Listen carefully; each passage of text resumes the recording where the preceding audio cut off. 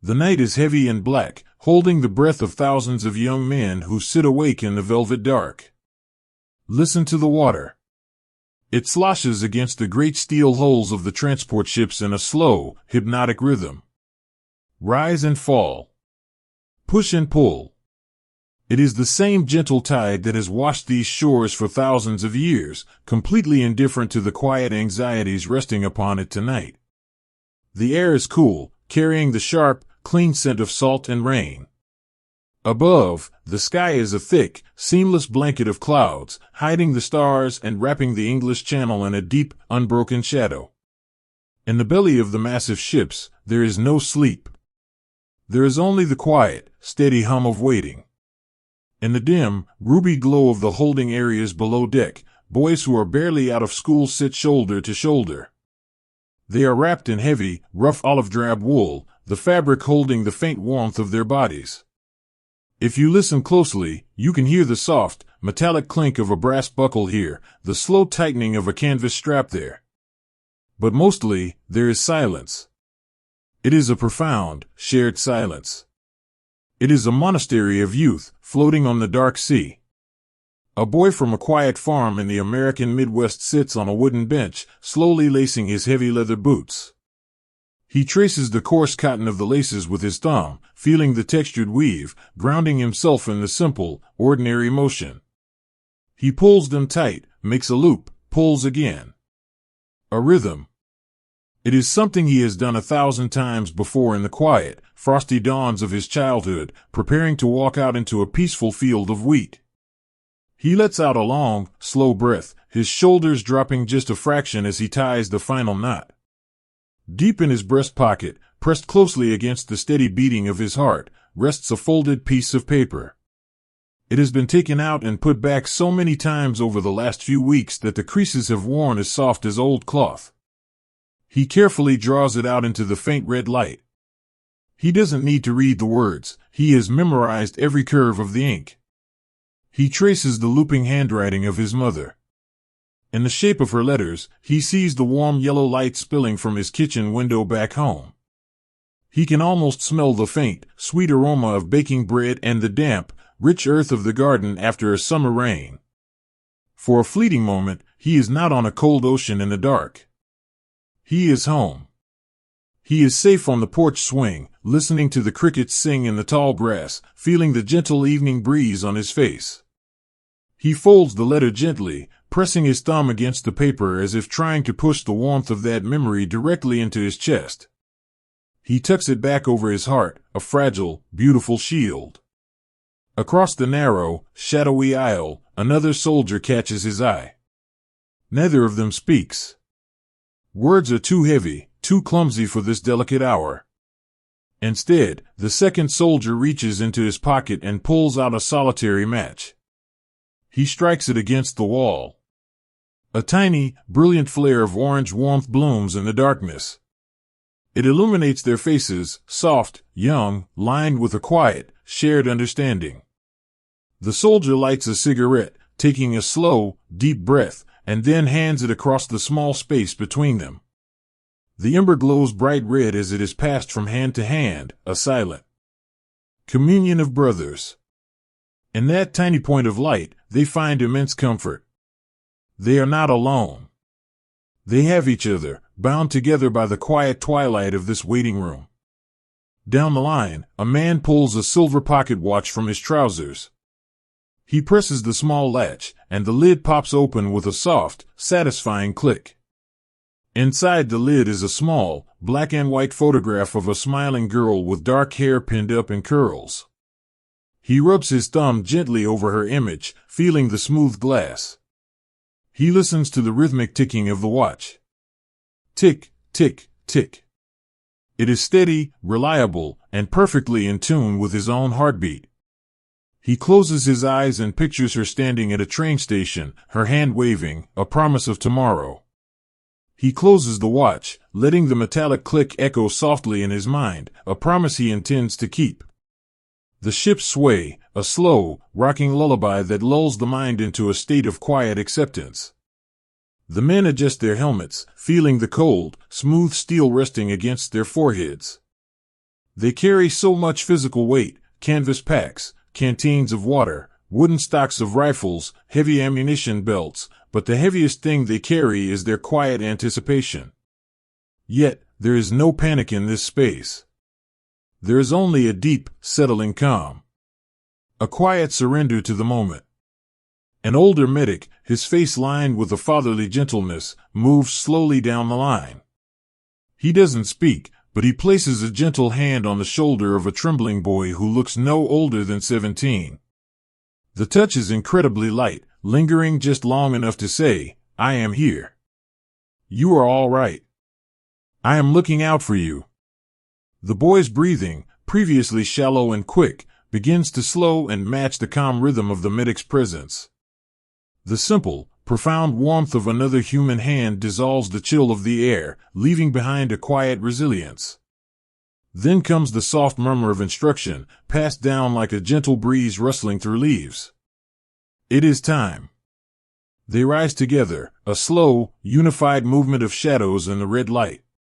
They shuffle toward the open decks, their boots padding softly against the steel grates. They step out into the brisk night air. The wind is a cool, damp whisper against their cheeks, wiping away the closeness of the hold. Below them, the dark water waits, rolling in deep, rhythmic, endless swells. Pressed against the side of the great transport ship are the smaller wooden landing craft, bobbing gently like corks in the tide. One by one, the men swing their legs over the rail and onto the thick, rough ropes of the cargo nets. The rope is coarse and damp beneath their palms, smelling of salt and hemp. They climb down slowly, carefully. Hand over hand. Foot over foot. The sea rises up to meet them, kissing the bottom of the nets, and then falls away, breathing in and breathing out. There is a gentle clumsiness to it, burdened as they are by their heavy gear, but there is also a beautiful grace in how they move together. The hands of the men below reach up in the darkness to steady the searching boots of the men above. They guide each other down into the dark. A hand on an ankle, a pat on a calf. It is a slow, methodical descent into the cradle of the small boats. As they step off the netting and onto the wet wooden floorboards of the landing craft, they huddle close. The space is wonderfully tight, and the warmth of the bodies pressed against one another is an immediate, grounding comfort. They smell of wet wool, oiled leather, and the fresh, bracing sea salt. The engine of the small boat hums beneath their heavy boots, a deep, vibrating purr that travels up through their legs and settles comfortably in their chests. It is a steady, reassuring sound, like the purr of a great, sleepy animal. The heavy ropes are silently cast off. The small wooden boat gently pushes away from the massive, comforting shadow of the transport ship. They begin to drift out into the open, black water. The world shrinks down to just the wooden walls of the craft, the softly churning water in their wake, and the quiet, synchronized breathing of the men beside them. They are no longer a vast army, they are just 30 boys in a small boat, floating in the dark. Many of them close their eyes, listening to the water rhythmically slapping the sides of the hull. Slap, and shhh. Slap, and shhh. The sea rocks them gently from side to side. The dark water holds them close, wrapping them in a cloak of cool mist and anonymity. For now, in this suspended, beautiful pocket of time, there is nowhere else to be. There is only the peaceful, rocking motion of the boat, the solid warmth of a brother's shoulder pressed against their own, and the quiet, steady, courageous beating of their own hearts, sailing softly into the dark. The sea does not know the names of the men it carries, it only knows the gentle, relentless rhythm of its own breathing. The deepest hours of the night have slowly surrendered, giving way to a dawn that does not announce itself with brilliant colors, but bleeds softly into the world like pale ink absorbing into wet parchment. The sky above is no longer a canopy of solid black, but a heavy, shifting ceiling of charcoal and slate. It is a quiet, misty morning, the kind that wraps around you like a cool, damp blanket. Here, in the vast and restless expanse of the English Channel, the small landing craft push through the choppy water. They are fragile wooden and steel shells, bobbing upon the immense, dark mattress of the ocean. up and down, rise and fall. The motion is constant, a hypnotic, swaying cradle that pitches into the troughs and climbs the crests of the gray waves. The water swells with a slow, heavy grace, catching the flat bottoms of the boats and lifting them, before gently setting them back down into the waiting valleys of the sea. Inside these small, rectangular spaces, the men stand shoulder to shoulder. They are packed closely together, their heavy wool coats and thick canvas webbing rubbing against one another with every pitch and roll. This closeness is their greatest comfort. The air is terribly cold, biting at their exposed cheeks and numb fingers, but the heat radiating from 30 human bodies creates a fragile, warm microclimate within the cold metal walls. They share their warmth without trying, a beautiful, unintended gift of simply being near one another. The ocean is not a peaceful mirror this morning. It is agitated, tossing the boats with a restless energy. Many of these boys grew up entirely landlocked, knowing only the stillness of rolling prairies or the solid, unmoving concrete of city streets. Their bodies do not understand the unpredictable dance of the waves. The seasickness comes quietly, washing over them in pale waves of nausea. It is a heavy, draining exhaustion that settles deep in the stomach and dizzying the mind. Yet, even in this discomfort, there is a profound, quiet tenderness. In the corner of one boat, a young man with a spray-soaked face leans his head against the cold steel ramp. His eyes are tightly shut, his skin a translucent shade of gray. He is shivering, trying desperately to find a center of gravity that simply does not exist. Beside him, another soldier does not offer empty words of encouragement. The wind would only swallow them anyway. Instead, he simply takes off his heavy, wet glove. He places a warm, bare hand on the back of the sick boy's neck. He leaves it there, applying a steady, grounding pressure. He rubs his thumb in slow, small, soothing circles against the damp wool of the boy's collar. It is an anchor. It is a silent message that says, "I am right here. Let the boat move. You are tethered to me." The sick boy exhales a long, shaky breath, leaning infinitesimally into that warm hand, finding a tiny island of stillness in the storm. Words have become scarce. The roaring hum of the diesel engines beneath their boots and the relentless splashing of the sea over the bow have stolen the space for conversation. But the men do not need voices to speak to one another. They converse in a sea of whispers, using a language of shared glances and subtle movements.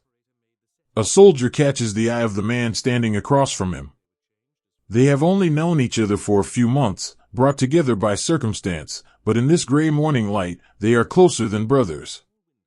The soldier offers a small, tight smile. It is a fragile offering, a little beacon of courage passed across the damp space. The other man nods, his eyes soft and understanding. He reaches out and gently tugs on the strap of the first man's pack, adjusting it slightly where it had twisted against his collarbone. A tiny, everyday act of grooming, of looking out for one another, performed amidst the vastness of the ocean. As the boats crash through the whitecaps, freezing spray leaps over the sides, showering the men in a fine, salty mist. They duck their heads, the water beating and running down the smooth, curved domes of their steel helmets. It drips from their noses and catches in their eyelashes. One soldier reaches into his breast pocket and pulls out a small, reasonably dry cloth. He carefully wipes the lenses of his eyeglasses, which have become completely fogged and speckled with salt. Once they are clear, he doesn't put them back on right away. Instead, he notices the man next to him blinking furiously against the stinging spray. Without a word, he hands the cloth over. The second man takes it with a grateful, silent nod, wiping his own face before passing it back. It is a simple communion, the sharing of a dry cloth becoming an act of deep reverence and care. Time begins to stretch, losing its familiar shape. Minutes feel like hours, elongated by the rhythmic, pendulum swing of the boat. To survive the slow passing of the dawn, the men retreat inward. They build quiet fortresses in their minds, safe places where the ocean cannot reach them. A boy from a small logging town in the Pacific Northwest closes his eyes and listens to the water slapping against the hull. Shoe slap. Shoe slap. He focuses on the sound, transforming it in his imagination. It is no longer the cold, dark ocean.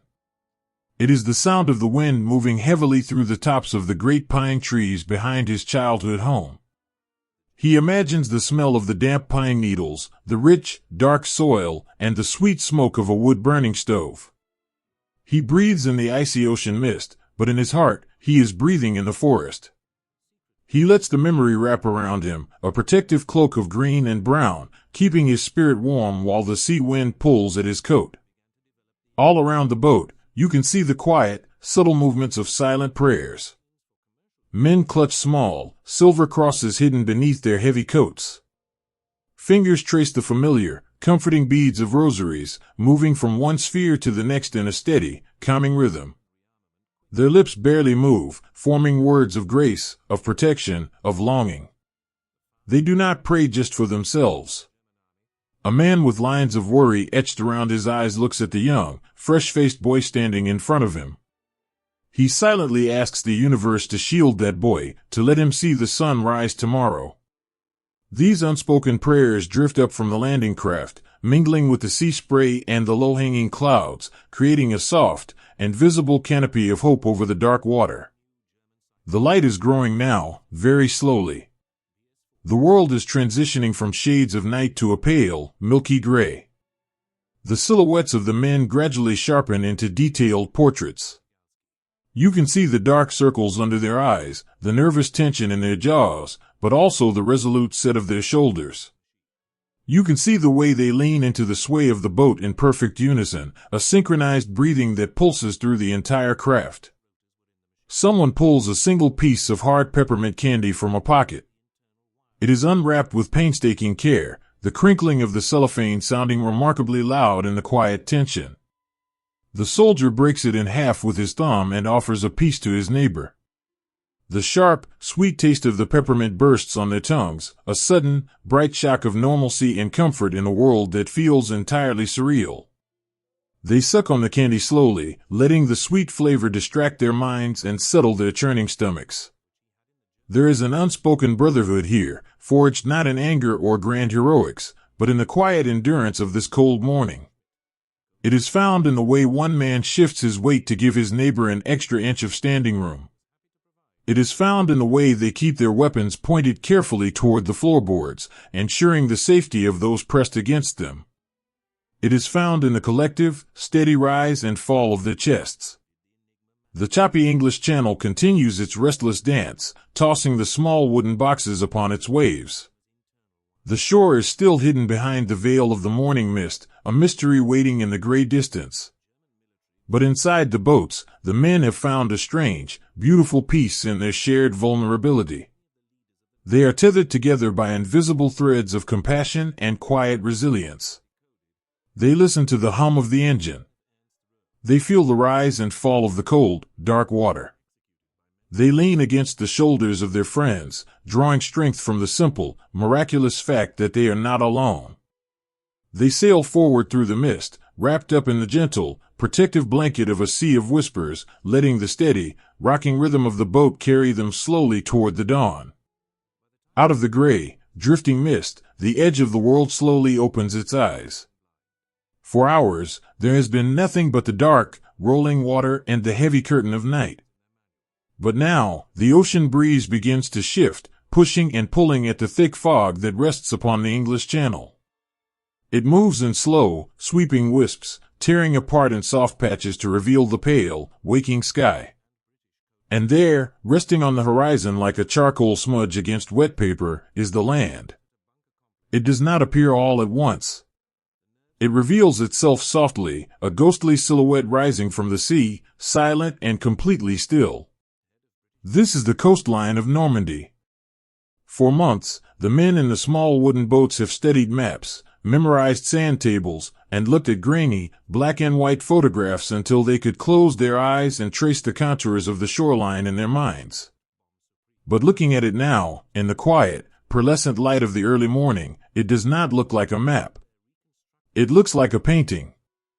It looks like a quiet, sleeping giant, resting peacefully under a blanket of morning dew. A collective, unspoken breath is drawn and held across the fleet of small boats.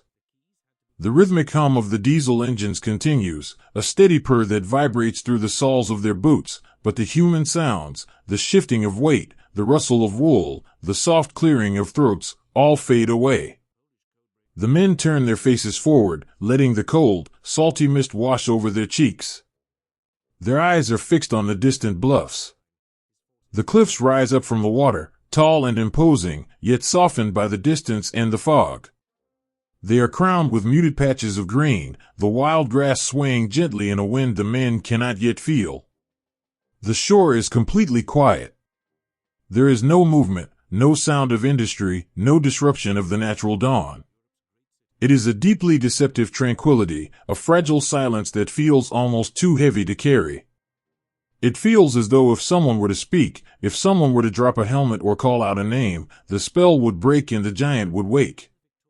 In the front of one landing craft, a young man leans his chest gently against the cold, damp steel of the ramp. He is a boy from a crowded, noisy neighborhood in Brooklyn, a place where the air is always filled with the sounds of streetcars, shouting vendors, and the clatter of life. He has never known a silence quite like this. He looks at the towering bluffs and feels a strange, overwhelming sense of awe. The landscape is beautiful. It is ancient and indifferent to the boats slowly crawling toward it. He rests his chin on his folded arms, watching the shoreline grow incrementally larger. He thinks of the fire escape outside his bedroom window back home, where he used to sit in the early mornings before the city woke up, watching the sun catch the edges of the brick buildings. He loved the quiet of those mornings. He searches the distant French cliffs for something familiar, a shape or a shadow that reminds him of home. He finds a small, dark crease in the bluffs, a gentle fold in the earth, and decides it looks just like the shadow cast by the water tower on his roof. That small, imagined connection brings a soft, comforting warmth to his chest. He holds onto it, a tiny anchor in a vast, uncertain sea. Beside him stands an older soldier, a man whose hair is already beginning to thin and turn gray at the temples. He was a schoolteacher before he put on this uniform, a man who spent his days explaining poetry and history to restless teenagers. He looks at the coast with a quiet, observant sorrow. He knows the weight of this morning. He knows that history is holding its breath right now, hovering in the damp air just above their helmets. But he does not think about history in grand terms. He thinks about the boys standing around him. He reaches a gloved hand into his deep pocket and feels the smooth, worn wood of a small pencil he always carries. It is a habit left over from his classroom days, a physical reminder of who he is beneath the heavy canvas and wool. He rolls the pencil between his thumb and forefinger, feeling the ridges, grounding himself in the familiar sensation. He looks at the young man from Brooklyn leaning on the ramp, noticing the slight tremble in the boy's shoulders. The teacher gently steps closer, closing the distance between them. He doesn't say a word. He simply stands shoulder to shoulder with the boy, offering the solid, unspoken presence of a guardian. The boy feels the gentle pressure of the older man's arm against his own. The trembling slowly fades. The shared warmth is a quiet shield against the biting chill of the dawn. The boats continue to push through the gray water, moving with a slow, hypnotic inevitability. The fog continues to burn away, lifting like a theater curtain to reveal more of the shore. They can see the wide, flat expanse of the beach now. It is a long ribbon of gray sand and smooth, dark pebbles, completely empty, waiting for the tide. It looks so peaceful, like a secluded stretch of coastline where one might walk a dog on a quiet Sunday morning. A soldier in the middle of the boat feels a sudden, intense dryness in his throat. It is the dry ache of anticipation, the physical manifestation of his racing heart. His hands, clumsy inside his thick gloves, fumble with the canvas pouch on his hip. He manages to unscrew the small black cap of his metal canteen. He brings it to his lips and takes a slow, careful sip. The water is stale. It tastes faintly of tin and canvas, and it is freezing cold, but as it washes down his throat, it brings a sudden, shocking clarity to his senses. It reminds him that he is alive, that his body is working, that he is here in this moment. He lowers the canteen, the metal scraping softly against the buttons of his jacket. The man beside him, a quiet farm boy from the sweeping plains of Nebraska, watches the canteen with tired, longing eyes. The first soldier sees the look. Without hesitation, he wipes the rim of the canteen with his sleeve and offers it upward. The farm boy takes it with a small, gracious nod, his eyes crinkling in a silent expression of deep gratitude. He drinks, his Adam's apple bobbing slowly. When he hands it back, their gloves brush for just a second. It is a fleeting touch, a tiny, ordinary interaction, but in the shadow of the waking giant, it feels incredibly profound. It is a shared sacrament of water, a quiet promise that they are looking out for each other. The light of the morning is shifting again, changing from gray to a pale, milky blue. The details of the shore are coming into sharper focus. They can see the small, whitewashed walls of a distant house nestled in the valley between the cliffs. They can see the deep shadows cast by the draws, the natural pathways leading up from the beach into the green fields beyond. The sheer scale of the bluffs becomes terrifyingly clear. They are a massive wall of earth and chalk, a silent fortress built by time and the sea. Yet, the men do not look away. They watch the shore with a quiet, dignified resilience. They are ordinary men, bakers, mechanics, students, and clerks, asked to carry an extraordinary burden. They carry it quietly. A soldier pulls his heavy wool collar up around his neck, trying to trap the last remnants of his body heat. Tucked inside his collar, resting against his collarbone, is a tiny silver locket. He doesn't need to open it to see the face inside. It is his wife, standing on the porch of their small house, smiling warmly into the camera, the sun catching the stray hairs that had escaped her ribbon. He presses his chin down, feeling the hard edge of the locket press into his skin. He sends a quiet thought across the ocean, a whispered greeting into the dawn. I am here. The morning is beautiful. I will see you soon. He lets the thought drift up into the pale sky, joining the thousands of other invisible letters, prayers, and promises floating above the English Channel. The immense weight of the morning presses against the fragile silence, but the silence holds. The giant continues to sleep, completely still, keeping its secrets hidden in the tall grass and the deep shadows of the chalk. The water sloshes gently against the flat bow of the landing craft. Slap and shhh. Slap and shhh. It is a lullaby for a world holding its breath. The men rest their hands on the wooden rails, their faces turned toward the waking light. They are a gallery of quiet thoughts and private dreams, drifting closer to the edge of the world. They listen to the wind. They feel the steady pulse of the engine. They look upon the shores of Normandy, a beautiful, terrifying, and silent ghost, waiting for them in the dawn. The sea breathes its final, heavy sigh before the land rises up to meet the steel. For hours, the small wooden and metal boats have been visitors in a deep, bottomless world, floating over fathoms of dark, indifferent water. But now, the texture of the ocean is changing. The deep, rolling swells that rock them through the night are beginning to shorten and peak. The water beneath the flat hulls is no longer an abyss, it is shallowing, pulling the sand and the ancient crushed shells up into its current. The deep indigo and slate gray of the channel slowly give way to a pale, churning foam, tinted with the pale tan of the approaching shore. Listen to the sound. It is no longer the quiet, rhythmic slapping of water against the sides of a boat lost in the dark. It is the sound of the surf. It starts as a low, continuous murmur in the distance, a gentle, rushing hum that grows steadily louder with every passing minute. As they draw closer to the edge of the world, that murmur breaks apart into distinct, repeating crashes. Shoo-boom. The water curls and falls. Shoo-boom. It sweeps up the incline of the hidden beach and drags the pebbles back down into the deep. It is a slow, methodical drumbeat, the ancient heartbeat of the coastline, keeping perfect time for the men who stand waiting in the mist. Inside the landing craft, the men feel the change in the water before they can clearly see the sand. The boat shudders slightly, its bow pushing against the invisible resistance of the shallows. The low purr of the diesel engine deepens, a working hum as it pushes against the returning tide. The gentle, rocking lullaby of the open sea has vanished, replaced by a sudden, jarring solidity as the flat bottom of the craft occasionally brushes against the unseen sandbars below. With every small scrape of metal against sand, a ripple of quiet anticipation moves through the tightly packed rows of soldiers.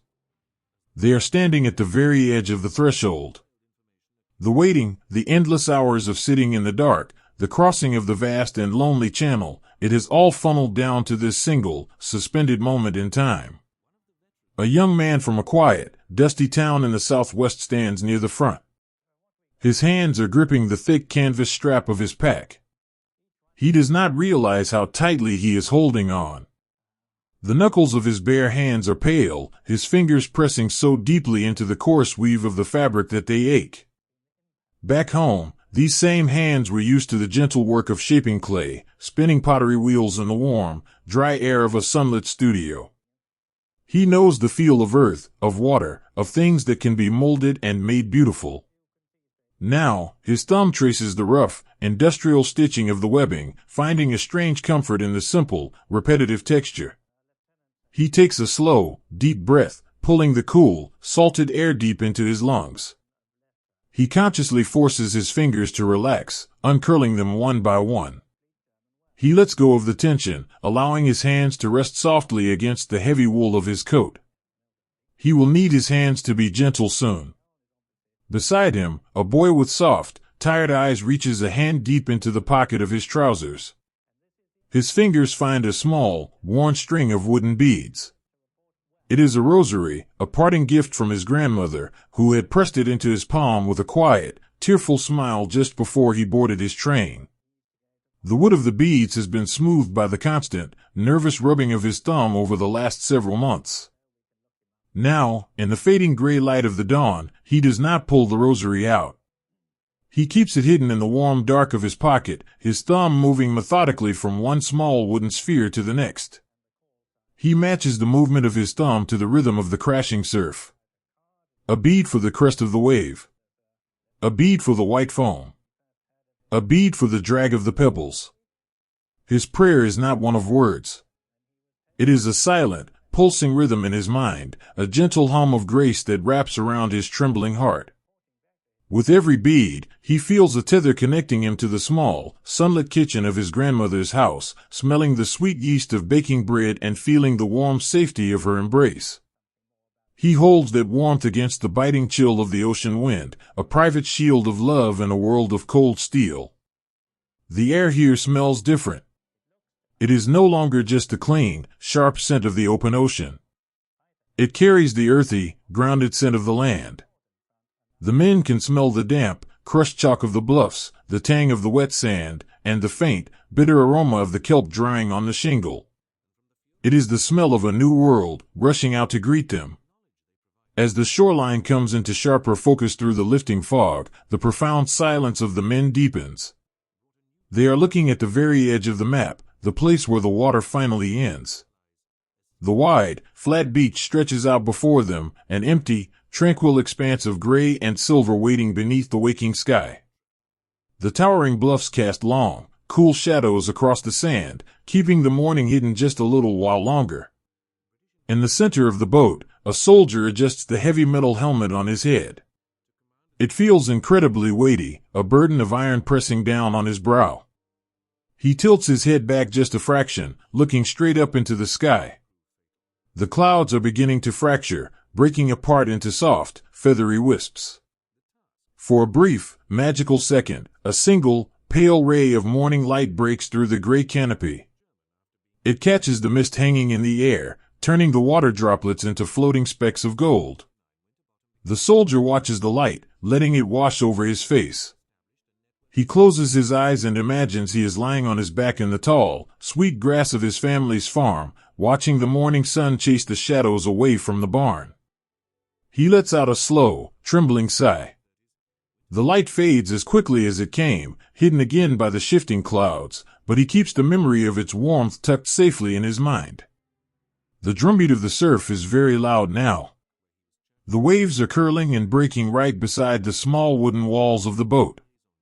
The water crashes and hisses, a beautiful, powerful display of nature's relentless energy.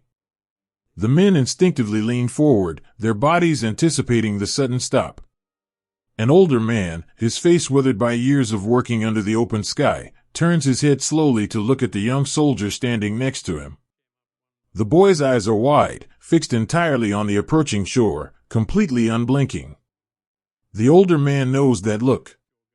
It is the look of a mind stretched taut, vibrating with the sheer, overwhelming reality of the moment. Slowly, carefully, the older man lifts his heavy, wool-covered arm. He places his hand softly on the boy's shoulder. He does not squeeze. He does not shake him. He simply lets his hand rest there, a solid, grounding weight. The boy blinks, startled out of his trance, and turns to look at the older man. The man offers a slow, reassuring nod. The corners of his eyes crinkle in a soft, quiet smile. "I am with you," the smile says. "We will walk onto that sand together." The young boy's shoulders drop. The rigid tension in his neck melts away, replaced by a profound, tearful gratitude.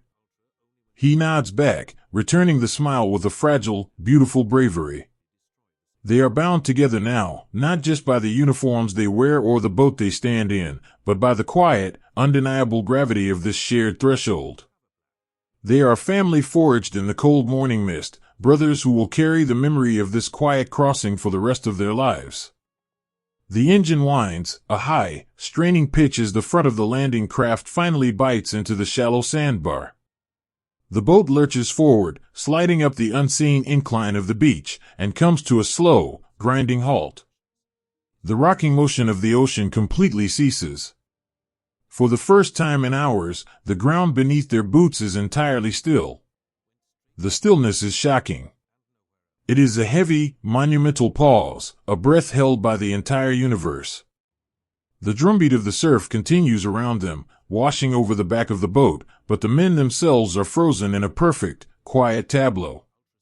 At the front of the craft, the heavy metal gears of the winch begin to turn. The sound is a low, metallic clatter, a slow unspooling of thick steel cables.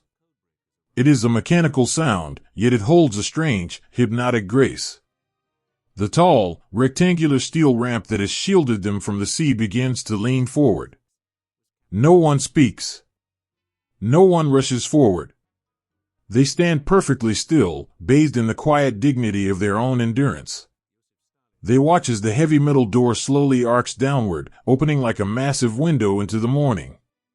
The edge of the world is falling away, lowering down to gently meet the soft, wet sand of the shore. The damp, salty breeze rushes into the boat, carrying the whisper of the tall grass on the bluffs and the quiet echoes of the tide. The men take one final, collective breath in the shadows. Fingers release their desperate grip on canvas straps. Thumbs rest quietly against the smooth wooden beads of rosaries. They look out through the opening frame, past the falling ramp, and step out of the gentle dark, ready to walk into the pale, waiting light. The iron wall falls away, and the vast, gray world rushes in on a single, salted breath. For hours, the heavy steel door of the landing craft has been a shield, a solid, unmoving boundary between the men and the immense, dark ocean. Now, the mechanical gears begin their slow, rhythmic turn.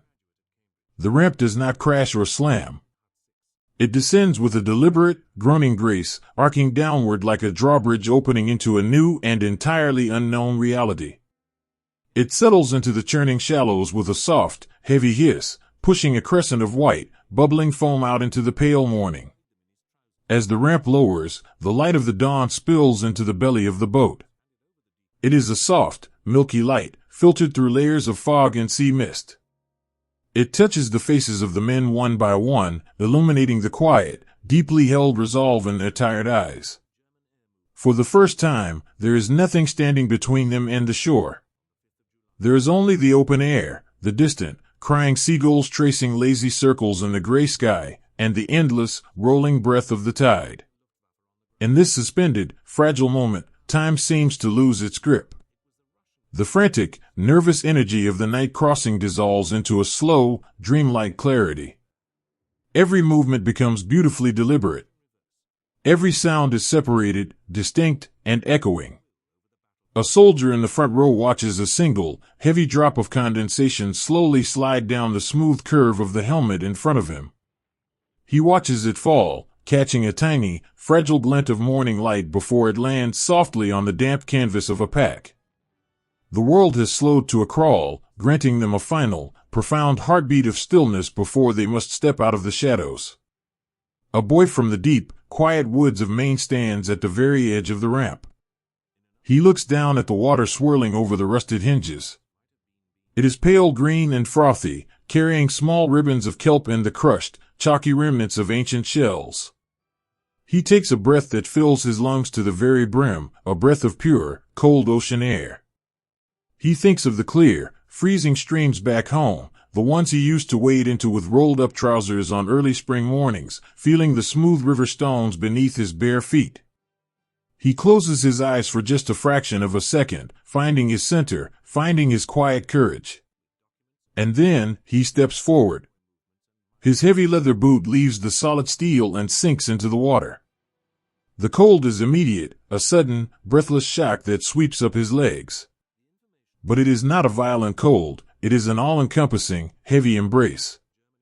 The sea reaches up to hold him, wrapping around his knees and his thighs, soaking instantly into the thick, rough wool of his trousers. The fabric grows incredibly heavy, drinking in the ocean, pulling him down into the steady, grounded reality of the earth.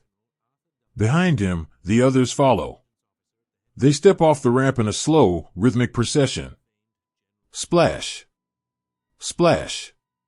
The sound is muffled by the deeper roar of the surf, a quiet, collective wading into the gray expanse. They do not run. They cannot run. The water is deep, a heavy, fluid resistance that turns their march into a slow-motion ballet. They push against the tide, their bodies leaning forward, cutting through the swells with quiet, enduring strength. The ocean is entirely indifferent, yet it connects them all, washing over them in the same slow rhythm. As they wade deeper, the sandy seabed drops unexpectedly beneath the boots of a young, slight soldier burdened by a heavy canvas bag. He slips, the sudden loss of gravity sending a quiet jolt of panic through his chest. The cold water rushes up toward his chin, threatening to pull him under the pale, sweeping current. But before the sea can claim him, a strong, gloved hand shoots out through the foam. It grips the thick webbing of his suspenders with absolute, unshakable certainty. The hand belongs to a quiet, soft-spoken mechanic from Ohio, a man whose hands have spent years gently coaxing life into broken engines and tending to quiet gardens. With a smooth, powerful upward pull, the mechanic lifts the young boy back onto his feet, steadying him against the rolling tide. They do not speak. The crashing waves would drown out their voices anyway. But the young boy looks into the mechanic's eyes, and in that shared, fleeting glance, there is a universe of gratitude. The mechanic offers a slow, reassuring nod, his hand lingering on the boy's shoulder just a moment longer to make sure he has his balance. It is a beautiful, ordinary miracle of human grace, unfolding quietly beneath the vast, indifferent sky. They press on, moving waist-deep through the sweeping water. The sea pushes against their chests, a heavy, rhythmic pressure that matches the beating of their own hearts. For many, the physical struggle of moving through the water brings a strange, quiet comfort. It demands all of their focus, pulling their minds away from the towering, silent bluffs ahead and keeping them completely anchored in the immediate, physical sensation of the water against their skin.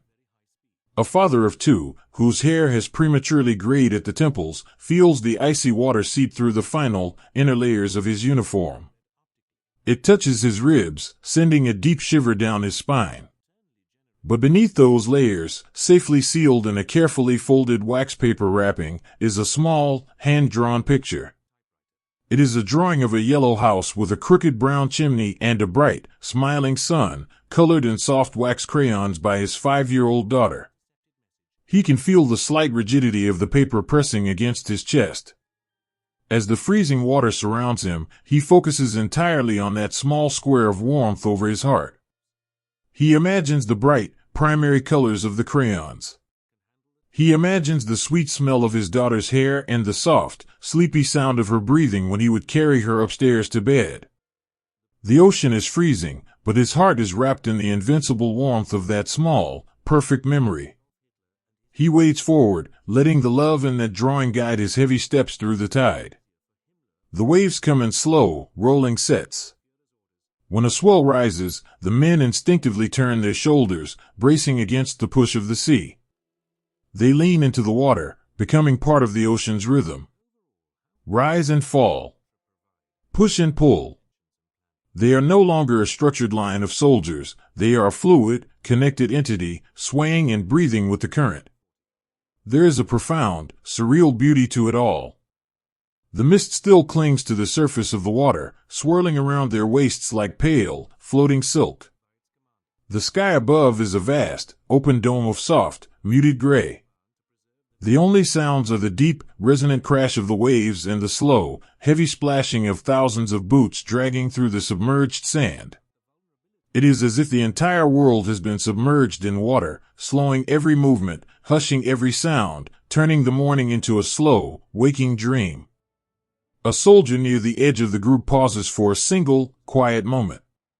He lets the water wash around his hips, feeling the incredible, dragging weight of his soaked gear. He looks down into the cloudy, churning water. He cannot see his own feet. He feels entirely disconnected from the earth, suspended in the cool, breathing mass of the ocean. He reaches down with one hand, taking off his wet glove, and lets his bare fingers trail lightly across the surface of the water. The sea is cold, but it is also incredibly soft. It slips through his fingers like liquid glass. He realizes, with a strange, settling sense of peace, that the ocean is merely existing, following its ancient, lunar pull, holding them all in its vast, watery cradle. He takes a deep breath, letting the salty, damp air completely fill his chest.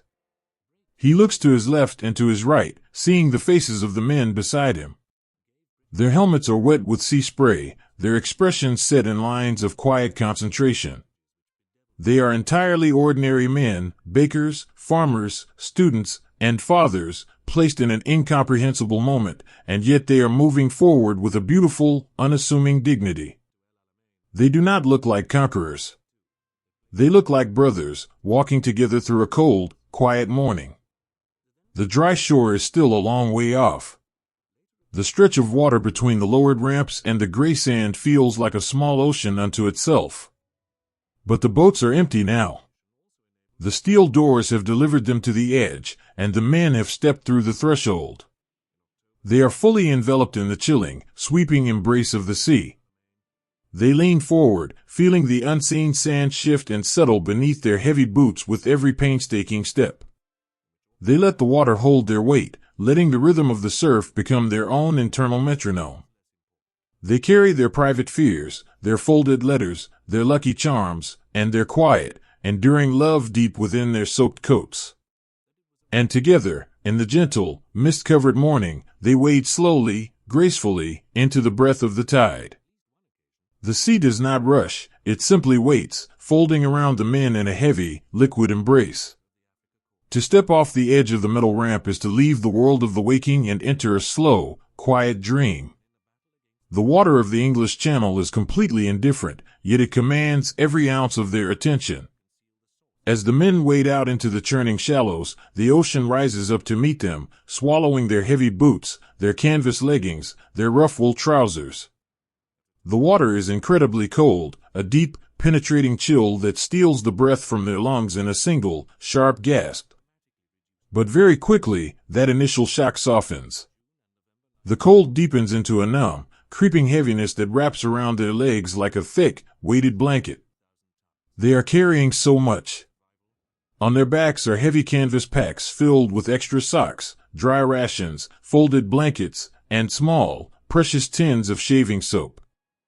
Around their waists are thick cotton belts. In their hands, they hold the smooth, oiled wood of their rifles. On dry land, this burden was a familiar weight, something their young shoulders had grown accustomed to over months of endless marching. But here, in the embrace of the ocean, the rules of gravity have changed. The heavy, olive-drab wool of their uniforms acts like a sponge, drinking in the icy salt water with a greedy, relentless thirst. The coats swell and drag. The canvas pouches fill with the sea.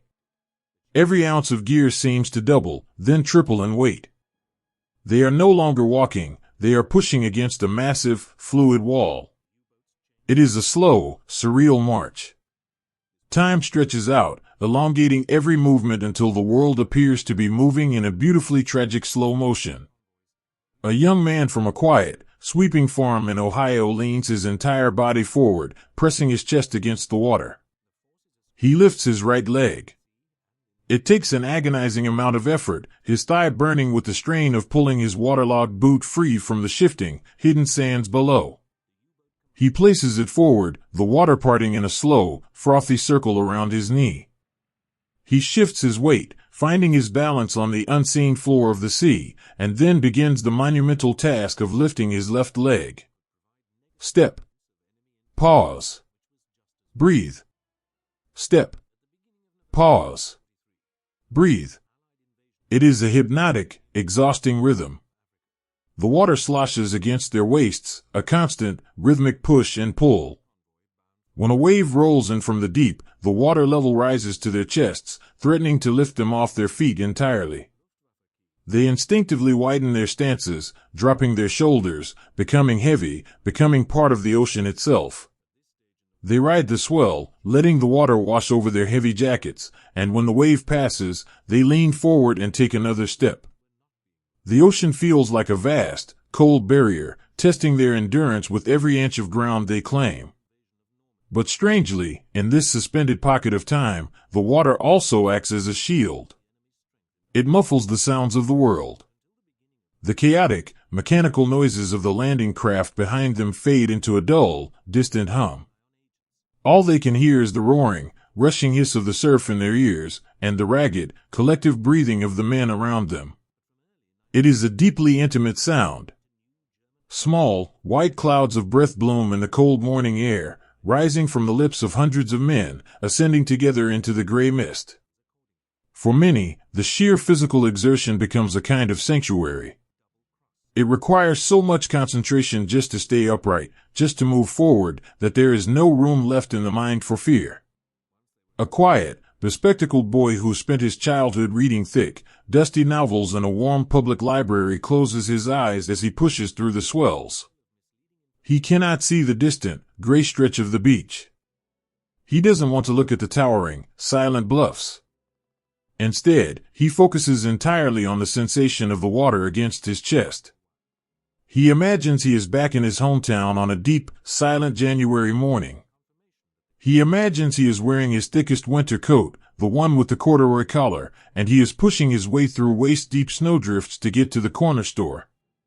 He remembers the quiet crunch of the snow, the soft, falling flakes catching in his eyelashes, the promise of a warm cup of cocoa waiting for him when he returns. He superimposes that peaceful, snowy memory over the dark water of the channel. The cold becomes familiar. The resistance of the water becomes the soft, forgiving resistance of the snow. He lets the memory wrap around him, a protective layer of warmth that the freezing ocean cannot pierce. Beside him, the seabed suddenly dips. It is a hidden sandbar, a treacherous, invisible valley beneath the foam. A soldier steps forward, expecting the solid crunch of sand, but finds only empty water.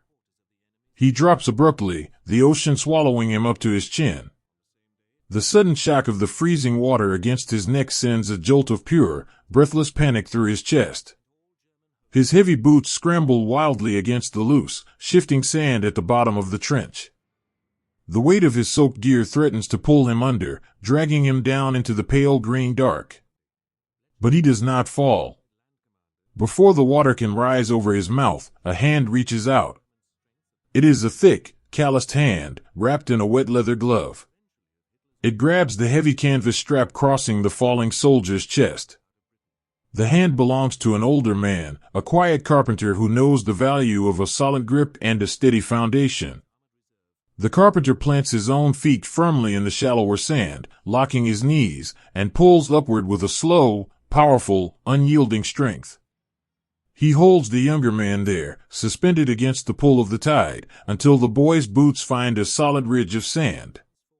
The water recedes back down to their waists. The boy is coughing, spitting a taste of bitter salt from his lips, his chest heaving with rapid, terrified breaths. The carpenter doesn't let go of the strap immediately. He steps closer, closing the distance between them, using his own body to block the brunt of the incoming waves. He looks the young boy in the eyes. There are no words spoken.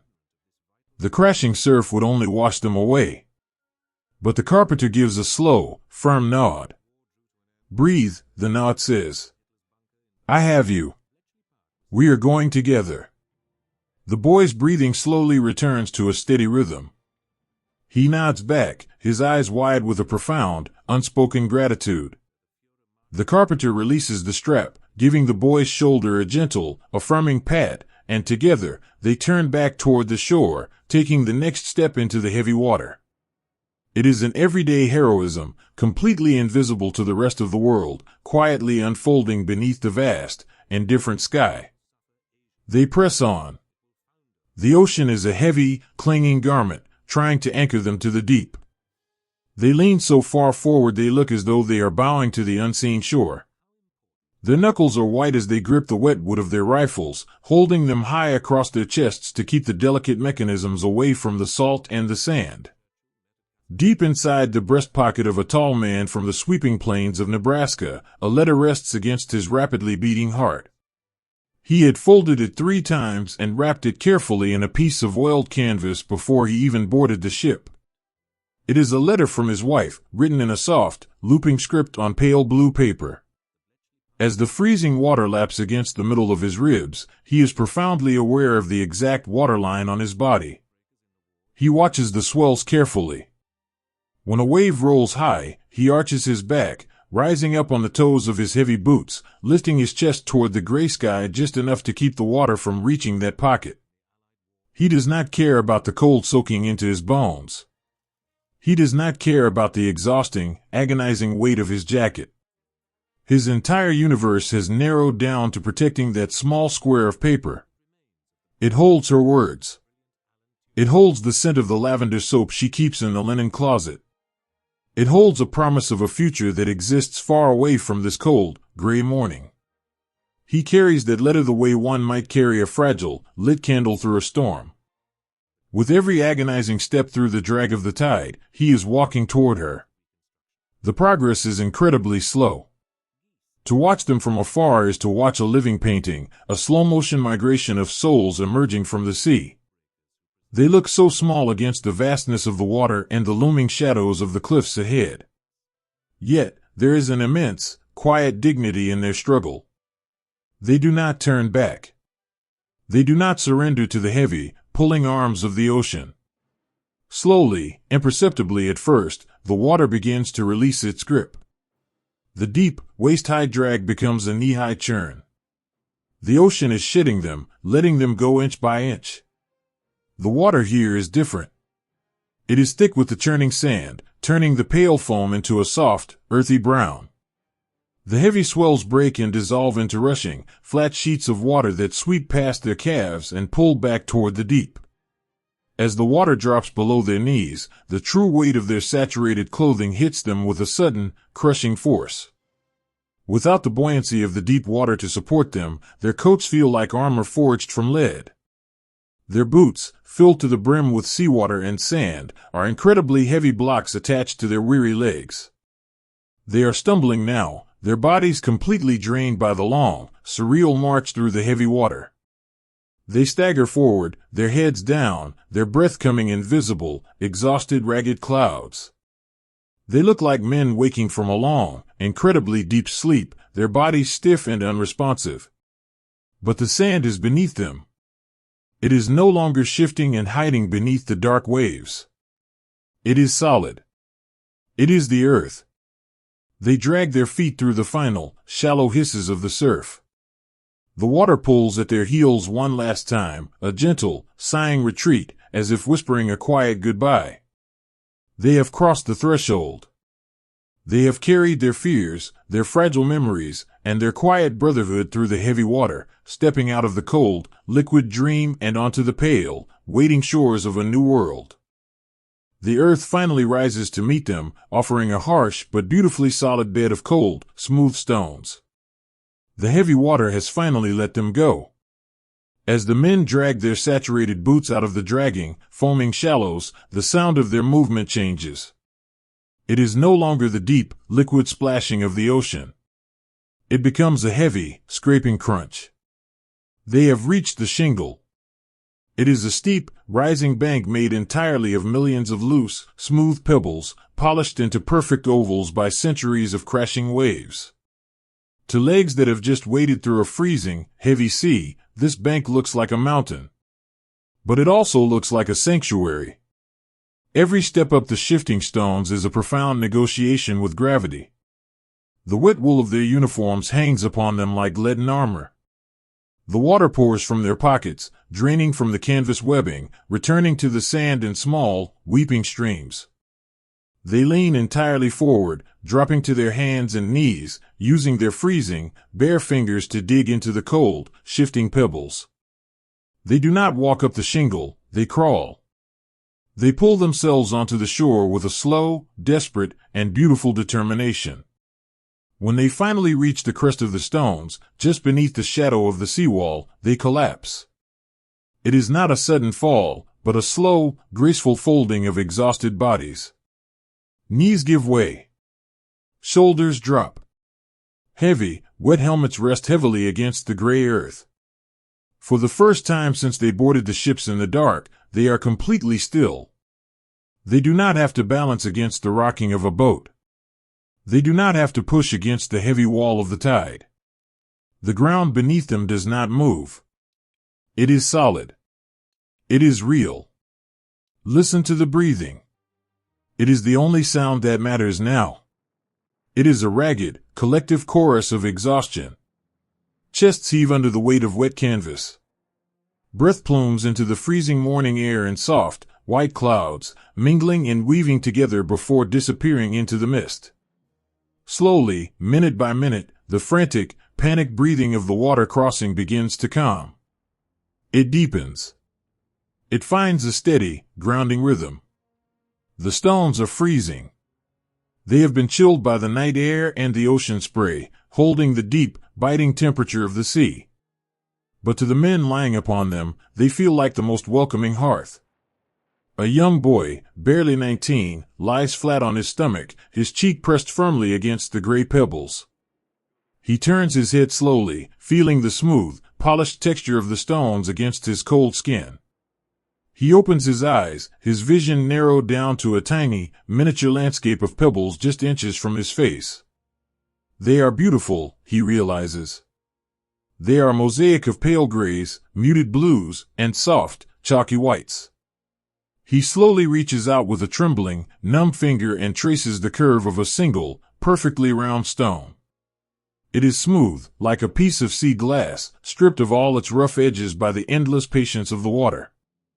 He thinks of his grandfather, sitting on the front porch back home, slowly whittling a piece of soft pine with a pocket knife until it was smooth and round. He remembers the quiet, rhythmic sound of the blade scraping the wood, a sound of creation and patience. He closes his fingers around the cold stone, holding it tightly in his palm. It grounds him. It reminds him that the world is ancient, that it has endured storms for millions of years, and that he, too, can endure this morning. He slips the small stone into his wet pocket, a tiny piece of the earth to keep him company. The wind sweeping off the English Channel is incredibly sharp, cutting right through the wet wool and biting at their bones. Shivering takes hold of the men, a deep, uncontrollable trembling that chatters their teeth and shakes their shoulders. But they do not suffer alone. They have reached this shore together, and they will find warmth together. Without needing to speak, the men begin to huddle. They shift their heavy bodies across the stones, closing the empty spaces between them. They press shoulder to shoulder, back to back, hip to hip. A man from a bustling, crowded apartment building in Chicago finds himself pressed tightly against a quiet, solitary farmer from the open plains of Texas. In any other world, they might have nothing to say to one another. Here, they are entirely dependent on each other's survival. The farmer is shivering violently, his hands curled into tight, blue fists against his chest. The boy from Chicago, noticing the tremor, slowly unbuckles the strap of his own heavy canvas pack. He shifts his weight, positioning his body directly between the farmer and the biting wind blowing off the sea. He becomes a human shield, taking the brunt of the freezing air so the farmer can find a moment of peace. He leans his shoulder firmly against the older man's back, pressing his body heat into the freezing wet wool. "I've got you," the boy from Chicago whispers, his voice barely audible over the roaring surf. "Just breathe. I'm right here." The farmer closes his eyes, letting out a long, shaky sigh. The violent shivering begins to subside, calmed by the undeniable, radiant warmth of another human being. He leans back into the boy, trusting him completely. In the shadow of the seawall, tangled in a mass of wet canvas and cold stones, they form a fragile, beautiful knot of humanity. They share their warmth, a silent, sacred offering that means more than any words ever could. Scattered along the shingle line are pieces of old driftwood, tossed ashore by winter storms long past. They are pale and twisted, bleached white by the sun and salt, looking like the ancient, exposed bones of the sea. A soldier, completely drained of all strength, drags himself toward a large, curved piece of this driftwood. He uses his last ounce of energy to pull his heavy body up against it, resting his back in the curve of the wood. It is a makeshift armchair, perfectly shaped to hold his weary frame. He tilts his head back, resting his helmet against the pale, smooth timber. The wood smells of deep ocean brine and old rain. It is a lonely scent, but it is deeply comforting. He closes his eyes and lets his mind wander away from the beach. He imagines he is back in his family's apple orchard on a late autumn afternoon. He imagines he is leaning against the trunk of the oldest, strongest apple tree, the one with the thick, twisting branches that used to hold his childhood swing. He tries to remember the smell of the fallen apples, sweet and slightly fermented in the crisp air. He tries to picture the golden, slanting light of the afternoon sun filtering through the thinning leaves. He holds onto the driftwood, his gloved fingers tracing the deep, withered grain of the wood, and for a fleeting, magical moment, he is not on a cold beach in France. He is resting against the old apple tree, safe, warm, and surrounded by the quiet peace of home. All along the shingle, small, quiet acts of care unfold like fragile flowers blooming in the frost. A medic, his own hands shaking with cold and exhaustion, moves slowly down the line of huddled men. He has no grand tools, no warm blankets to offer. He only has his presence. He stops beside a young boy who is staring blankly at the dark ocean, his eyes wide and lost. The medic kneels down on the sharp stones.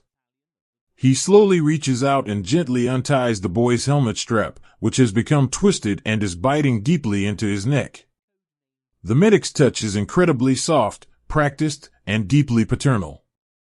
He straightens the canvas webbing, easing the pressure on the boy's throat.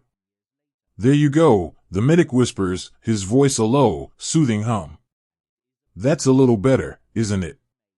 The boy blinks, pulled out of his trance by the simple kindness of the gesture. He looks at the medic and gives a tiny, barely perceptible nod. The medic smiles, a warm, crinkling smile that reaches all the way to his tired eyes. He places his hand softly on the boy's wet shoulder, leaving it there for a long, quiet moment, transferring a silent message of absolute support. Then, he moves on, a quiet guardian angel crawling among the stones. In the brief sanctuary of the shingle, men search their pockets to ensure their most precious possessions have survived the water. Deep inside a saturated tunic, fingers fumble with a small, brass button. A soldier pulls out a small, flat square of oilcloth. He handles it with the reverence of a priest handling a holy relic. With agonizing slowness, he peels back the layers of oiled fabric. Inside is a photograph, perfectly dry, perfectly safe. It is a picture of his mother, standing in her apron on the front steps of their home, waving at the camera. He stares at her face, tracing the familiar lines around her smile with his eyes.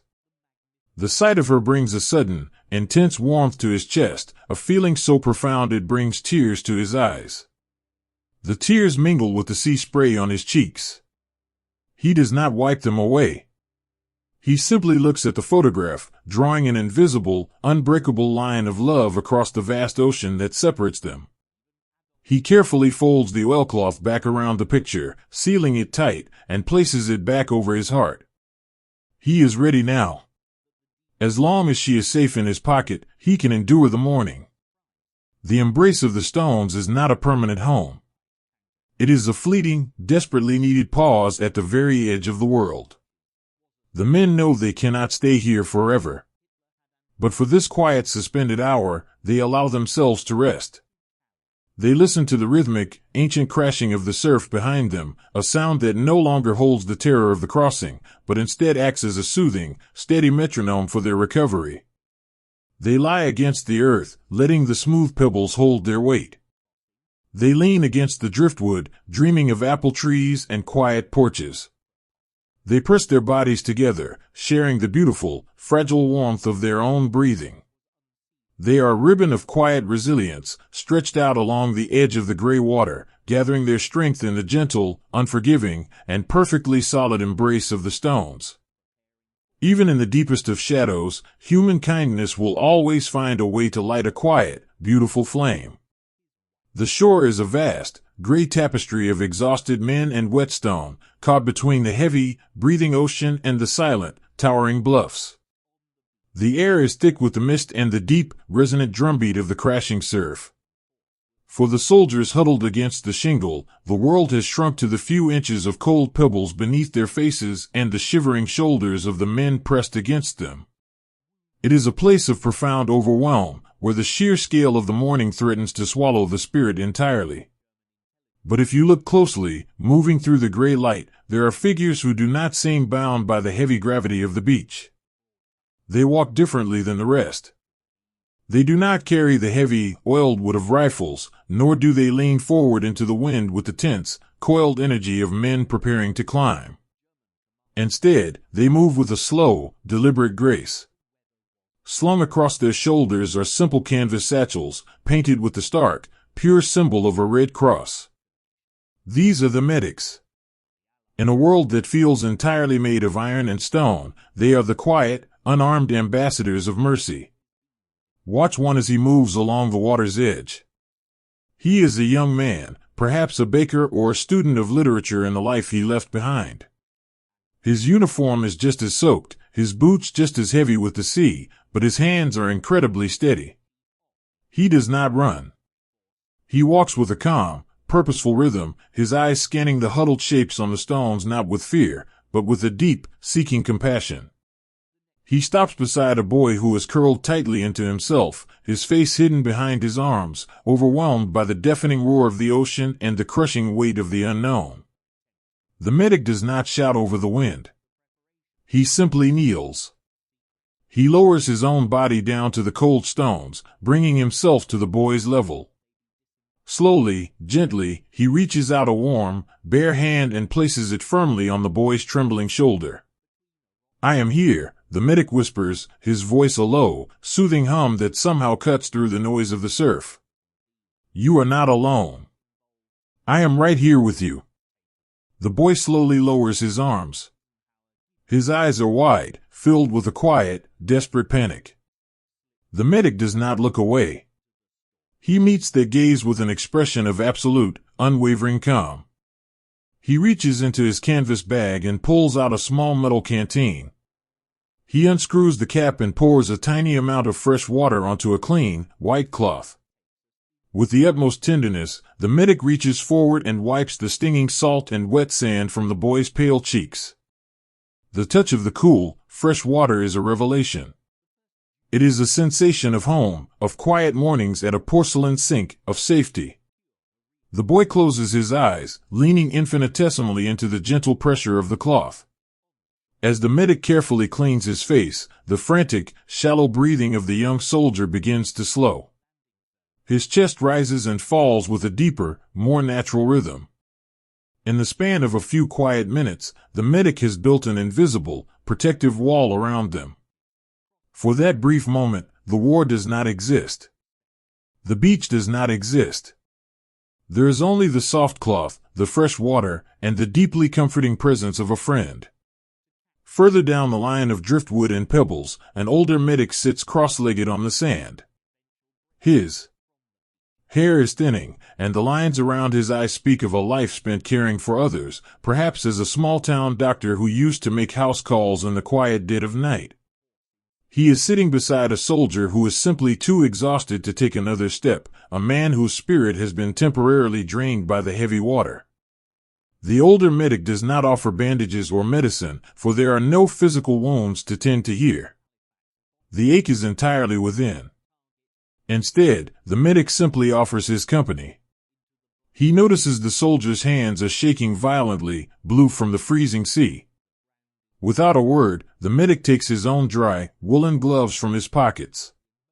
He reaches over and gently takes the soldier's freezing hands in his own. He rubs them slowly, transferring the quiet heat of his own body into the numb fingers of the younger man. Then, he slides the dry gloves onto the soldier's hands, smoothing the fabric over his knuckles. "Keep these," the older man whispers, a soft, crinkling smile touching the corners of his mouth. "My hands are always warm anyway." The soldier looks down at the dry wool, a profound, tearful gratitude welling up in his chest. It is such a small thing, a pair of gloves, but in this stark and freezing place, it is a monumental act of love. It is a reminder that humanity, with all its warmth and innate goodness, has not been washed away by the tide. The soldier nods, unable to speak, and grips the medic's arm in a silent, powerful thank you. These medics carry more than just supplies in their canvas bags, they carry the emotional weight of the men they tend to. They are the keepers of secrets and the guardians of quiet fears. Near the base of the seawall, a medic leans close to a young man lying flat against the earth. The young man is shivering, his eyes fixed on the gray sky above. He reaches into his soaked tunic with trembling fingers and pulls out a folded, damp piece of paper.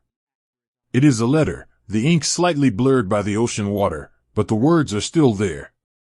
He looks at the medic, a silent plea in his eyes. He is too cold, too tired to hold it open himself. The medic understands immediately. He gently takes the fragile paper from the soldier's hands. He unfolds it with immense care, smoothing out the damp creases against his knee. "Would you like me to read it to you?" the medic asks softly. The soldier nods, closing his eyes. The medic leans in close, his voice dropping to a gentle, rhythmic murmur. He reads the words of a mother halfway across the world. He reads about the blooming dogwood trees in the front yard, about the neighbor's new puppy, about the warm apple pie waiting on the windowsill. He reads the words with a soft, reverent cadence, letting the love embedded in the ink fill the cold morning air. As the medic reads, the tension drains entirely from the young soldier's face. The harsh lines of the beach soften into the familiar curves of his childhood home. He is transported, carried away on the gentle current of the medic's voice.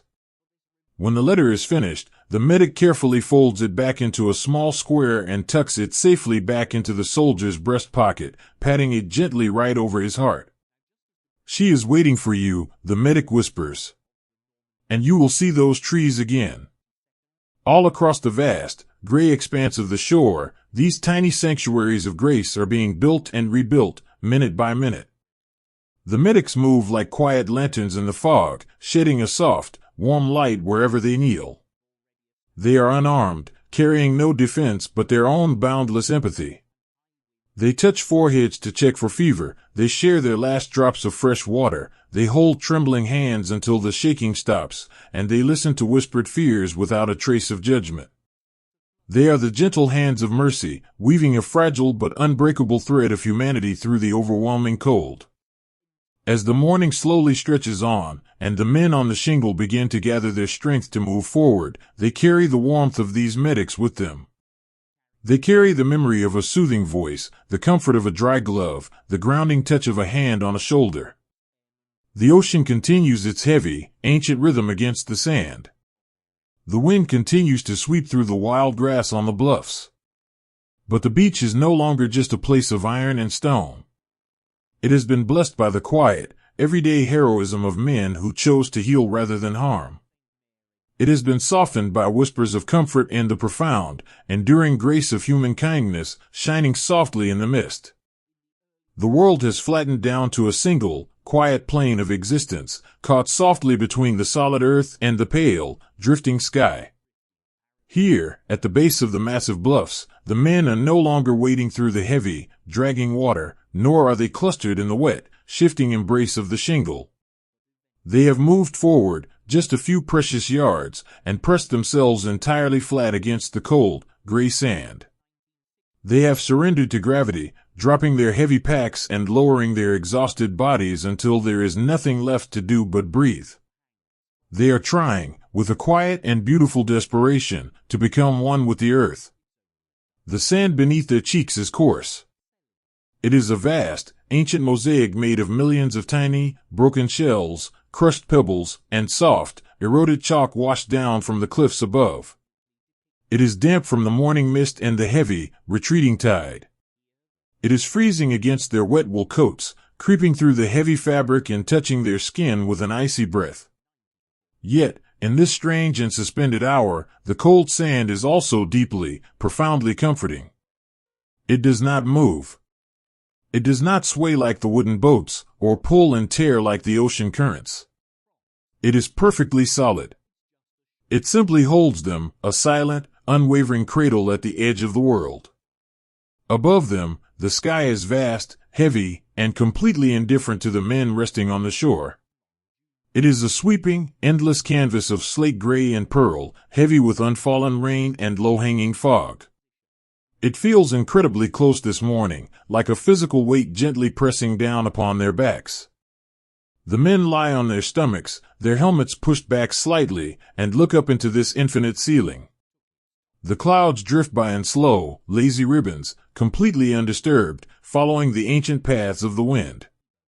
A young man from a sweeping, green valley in Pennsylvania digs his bare fingers deep into the sand. He lets the coarse grain slip beneath his fingernails, feeling the slight grit and the damp chill.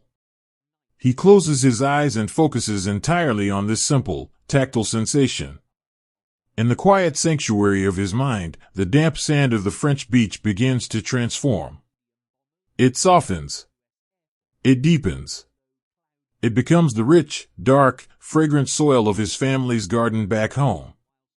He is a boy again, kneeling beside his mother in the late spring light, pressing small, fragile tomato seeds into the warm earth. He remembers the smell of the crushed tomato leaves on his fingers, a scent that is sharp and green and bursting with life. He remembers the gentle warmth of the afternoon sun resting on the back of his neck, and the soft, humming sound his mother used to make as she worked the soil. The memory is so vivid, so deeply rooted in his heart, that for a few precious minutes, the biting wind of the channel simply fades away. He breathes in the sharp scent of the sea, but he exhales the sweet, lingering memory of the garden. He lets the warm earth of his childhood shield him from the stark, gray reality of the morning. Ahead of them, the towering bluffs rise into the mist like sleeping giants. They are massive walls of pale earth and shadow, crowned with wild, swaying grass that nods gently in the breeze. To look at them is to feel very small, like a child hiding in the shadow of a great, old house. They are ancient, silent sentinels, casting a long, cool shade over the men pressed into the sand. The visual pressure of their presence is immense, a silent gravity that keeps the soldiers pinned to the floor of the beach. But even in this heavy shadow, there is a quiet, enduring beauty. The sheer scale of the landscape reminds them that the world is vast, that time is long, and that this morning, however difficult, is just a single, passing breath in the long life of the earth. A soldier lying a few feet away turns his head, resting his cheek against the smooth canvas of his pack. He looks straight up into the pale sky. He is a young man who grew up in the narrow, crowded streets of a bustling city, a place where the sky was always framed by tall brick buildings, crisscrossed with washing lines, and clouded with the smoke of 1,000 chimneys. He has never seen a sky this open, this absolute, this clean. It is a lonely expanse, stretching out forever, but it also brings him a strange, washing peace. He watches a single, gray seagull trace a slow, beautiful circle high above the bluffs, riding the invisible, rushing currents of the wind. He watches the way the bird tilts its wings, so effortless, so free. He imagines what the bird sees from up there. Just the quiet, curving line of the coast, the endless, rolling ocean, and the small, still shapes of the men resting peacefully on the sand. He feels a sudden, profound connection to that bird, to the wind, to the quiet vastness of the morning. He reaches a trembling hand into his pocket and touches the small, carefully folded letter from his little sister. Before he left, she had asked him, with all the serious innocence of a child, to bring her back a seashell from across the ocean. He slowly moves his hand across the ground, his fingers blindly searching the coarse sand, until he feels a smooth, curved edge. He pulls it close to his face. It is a small, perfect, white shell, curved like a tiny crescent moon. He wipes the wet sand from it with his thumb and slips it into his pocket, letting it rest gently against his sister's letter. It is a quiet promise, made in the shadow of the bluffs, beneath the weight of the indifferent sky. The men do not speak much here. The sound of the ocean crashing against the shingle behind them is a constant, heavy roar, swallowing their voices and wrapping them in a cocoon of white noise.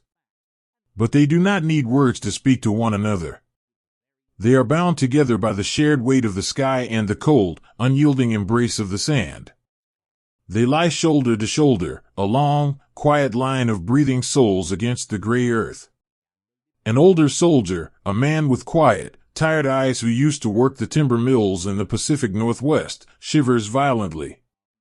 A sudden, deep chill racks his exhausted frame, making his heavy canvas gear rustle softly against the ground. The man lying directly beside him, a boy he only met a few weeks ago on a crowded transport ship, does not lift his head or say a word. He simply extends his arm. He rests his heavy, gloved hand over the older man's wrist, pressing it firmly into the sand. It is a simple, grounding touch. An anchor in the mist. "I am here," the pressure of the hand says. "You are not alone. Hold on to me." The shivering man takes a deep, ragged breath, letting his heavy eyelids fall shut. The warmth of that single hand, though muffled by the wet wool of the glove, radiates through his entire arm. It is a tiny, glowing ember of comfort in the immense, sweeping cold. He focuses on the weight of that hand, letting it steady his trembling muscles, drawing quiet, invisible strength from the steady pulse of the boy beside him. Minutes stretch on, long and slow, bending time into a quiet, suspended dream. The men lie flat against the world, caught safely between the ancient earth and the watching sky. They listen to the slow, steady beating of their own hearts pressing against the sand. They are gathering their strength in these quiet shadows. They are holding on. As the mist swirls around their helmets and the wind whispers through the tall grass above, they retreat into the safest places they know. They hold on to the memories of green, sunlit fields, of quiet front porches where the floorboards creak, of warm, brightly lit kitchens, and the gentle, loving hands of those who are waiting for them. These memories are not just fleeting thoughts, they are a vital, beautiful armor. They are the quiet, radiant light that guides them through the heavy gray of the morning. And so, they rest. They let the coarse sand hold them. They let the vast sky watch over them. They wait in the quiet, breathing stillness of the beach, holding gently onto each other, and holding fiercely onto home. In a landscape painted entirely in shades of iron and shadow, the softest light often comes from the human heart. The long, gray morning stretches out along the coastline, heavy with mist and the ceaseless, rhythmic roar of the English Channel. The men remain pressed against the cold, wet sand at the base of the towering bluffs, caught in a suspended breath between the ocean they have just crossed and the steep, chalky earth they must soon climb. It is a place of profound stillness, born of utter exhaustion and quiet awe. The world here is stripped of all its familiar comforts, leaving only the biting wind, the coarse shells beneath their fingertips, and the pale, indifferent sky. Yet, moving slowly through this vast, monochromatic tapestry, there is a figure who seems to carry his own gentle atmosphere. He does not crawl, and he does not hurry. He walks with a slow, deliberate cadence, his boots sinking deeply into the wet sand with every step. He carries no heavy pack, no canvas pouches of ammunition, no oiled wood or cold steel. His shoulders are burdened only by the damp wool of his uniform and the immense and visible weight of his quiet calling. Pinned to his collar is a small, simple silver emblem, dulled by the sea spray but carrying a meaning that transcends the freezing morning. He is a chaplain. To look at him is to feel an immediate, deeply rooted sense of calm. He is a man whose face is lined with the gentle geography of 1,000 kind smiles and a lifetime of quiet listening. His hair is touched with the silver of age, plastered to his forehead by the ocean mist. His eyes are the color of a calm sea, holding a deep, bottomless reservoir of warmth. In a world that feels incredibly sharp and overwhelming, he is a walking sanctuary, a soft, unwavering anchor in the shifting sand. He moves among the huddled men like a shepherd walking through a flock in a valley of shadows. He does not raise his voice to compete with the crashing surf. He knows that true comfort does not need to shout.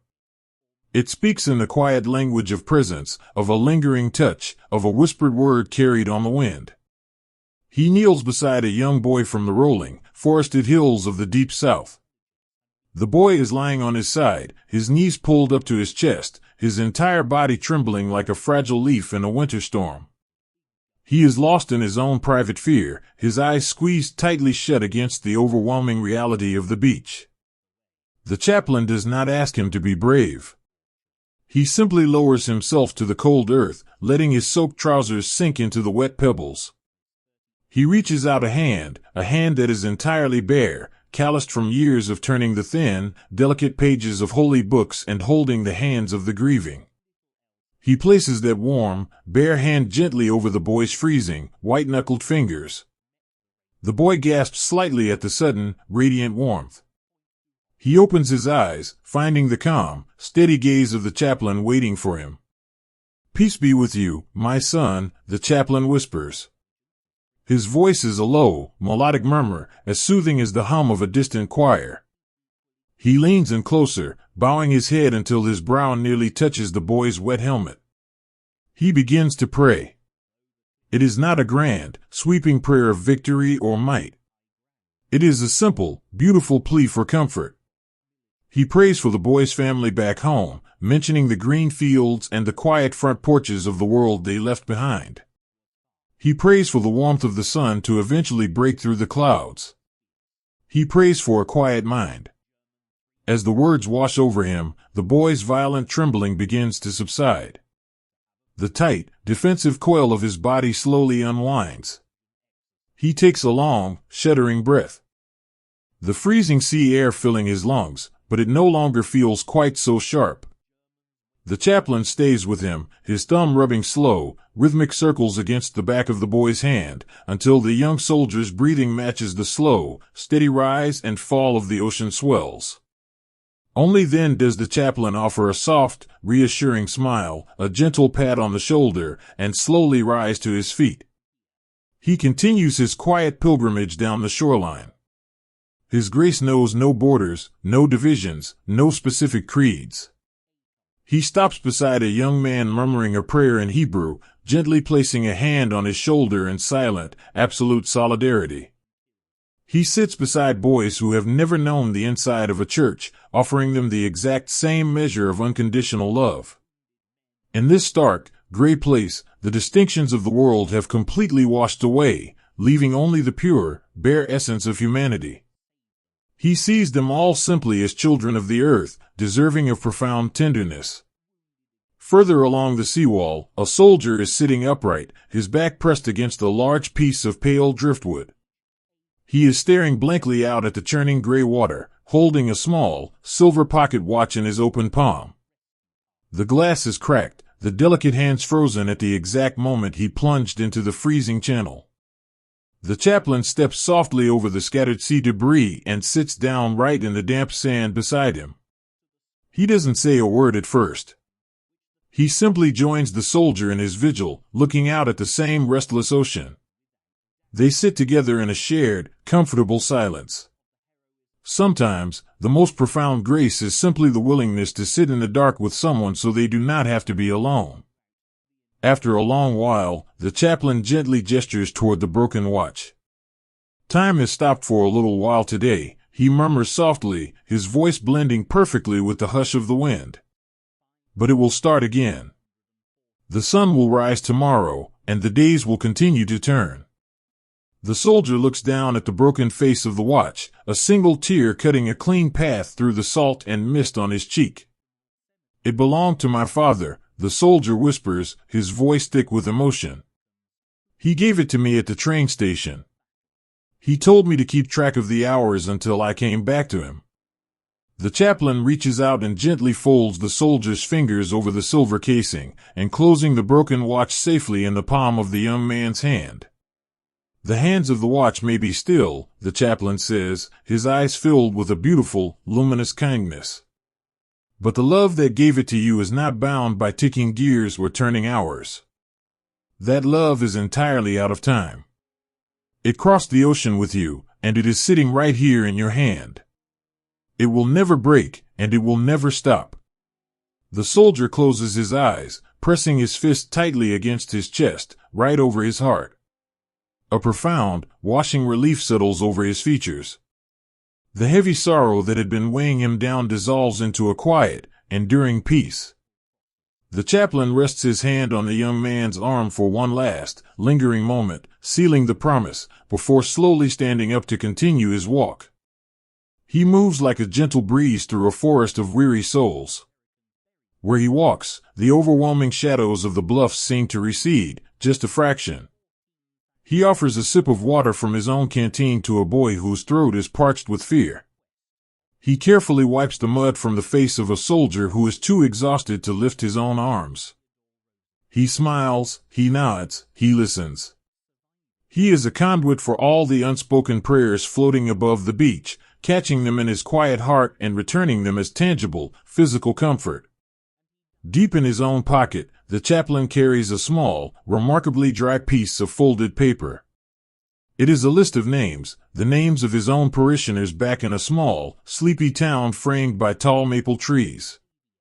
He touches the paper often, drawing strength from the memory of the quiet, sunlit pews and the sound of familiar voices singing ancient hymns. He channels that distant, peaceful light into every step he takes on the cold sand. The morning continues to stretch on, vast and gray. The wind continues to bite, and the ocean continues its endless, heavy drumbeat against the shingle. But the landscape of the beach has been subtly, beautifully changed. It has been woven with threads of deep, spiritual warmth. The soldiers lying in the coarse sand watch the chaplain walk away, his figure slowly dissolving into the lifting fog. They do not feel quite as small as they did before. They do not feel quite as abandoned to the elements. They carry the echo of his whispered words in their minds, a soft, repetitive lullaby that pushes back the terror of the unknown. They feel the lingering warmth of his hand against their skin, a physical reminder that they are deeply, unconditionally loved. In the vast, indifferent shadow of the cliffs, the chaplain has built a fleeting, beautiful cathedral out of nothing but quiet grace and human kindness. And within its invisible walls, the weary men rest, breathing a little easier, holding onto the light he left behind, and finding the quiet courage to face the waking day. There comes a moment when the earth can no longer hide you, and the only way to find peace is to stand up and walk quietly toward the morning. For what feels like a lifetime, the low, weathered seawall has been the very edge of the universe. It is a humble barrier of worn concrete and thick, salt-bleached timber, built decades ago to hold back the fierce winter tides of the English Channel. Today, it has held back something much heavier. It has offered a fragile, temporary sanctuary for the exhausted men who washed up from the heavy water. They have pressed their weary backs and cold cheeks against its rough surface, letting it shield them from the vast, open expanse of the beach and the pale, endless sky. But a wall can only hold you for so long. The morning is advancing, slow and inevitable. The tide behind them continues its ancient, rhythmic drumbeat, pushing higher up the shingle, a gentle but firm reminder that the ocean will soon reclaim this narrow strip of stones.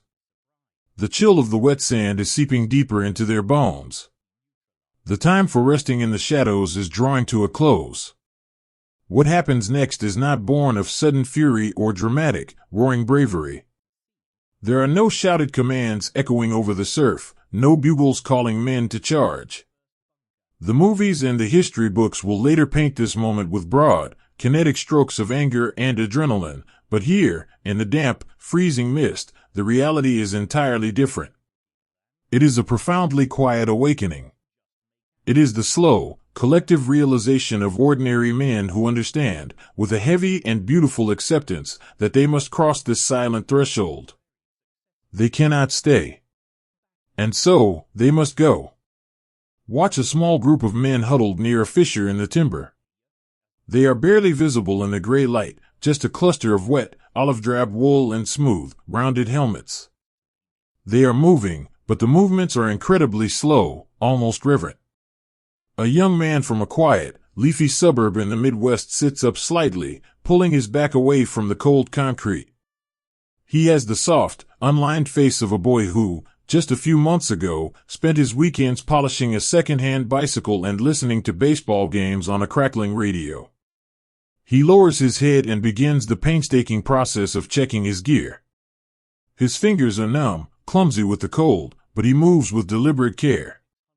He brushes the wet, clinging sand from the canvas pouches on his belt.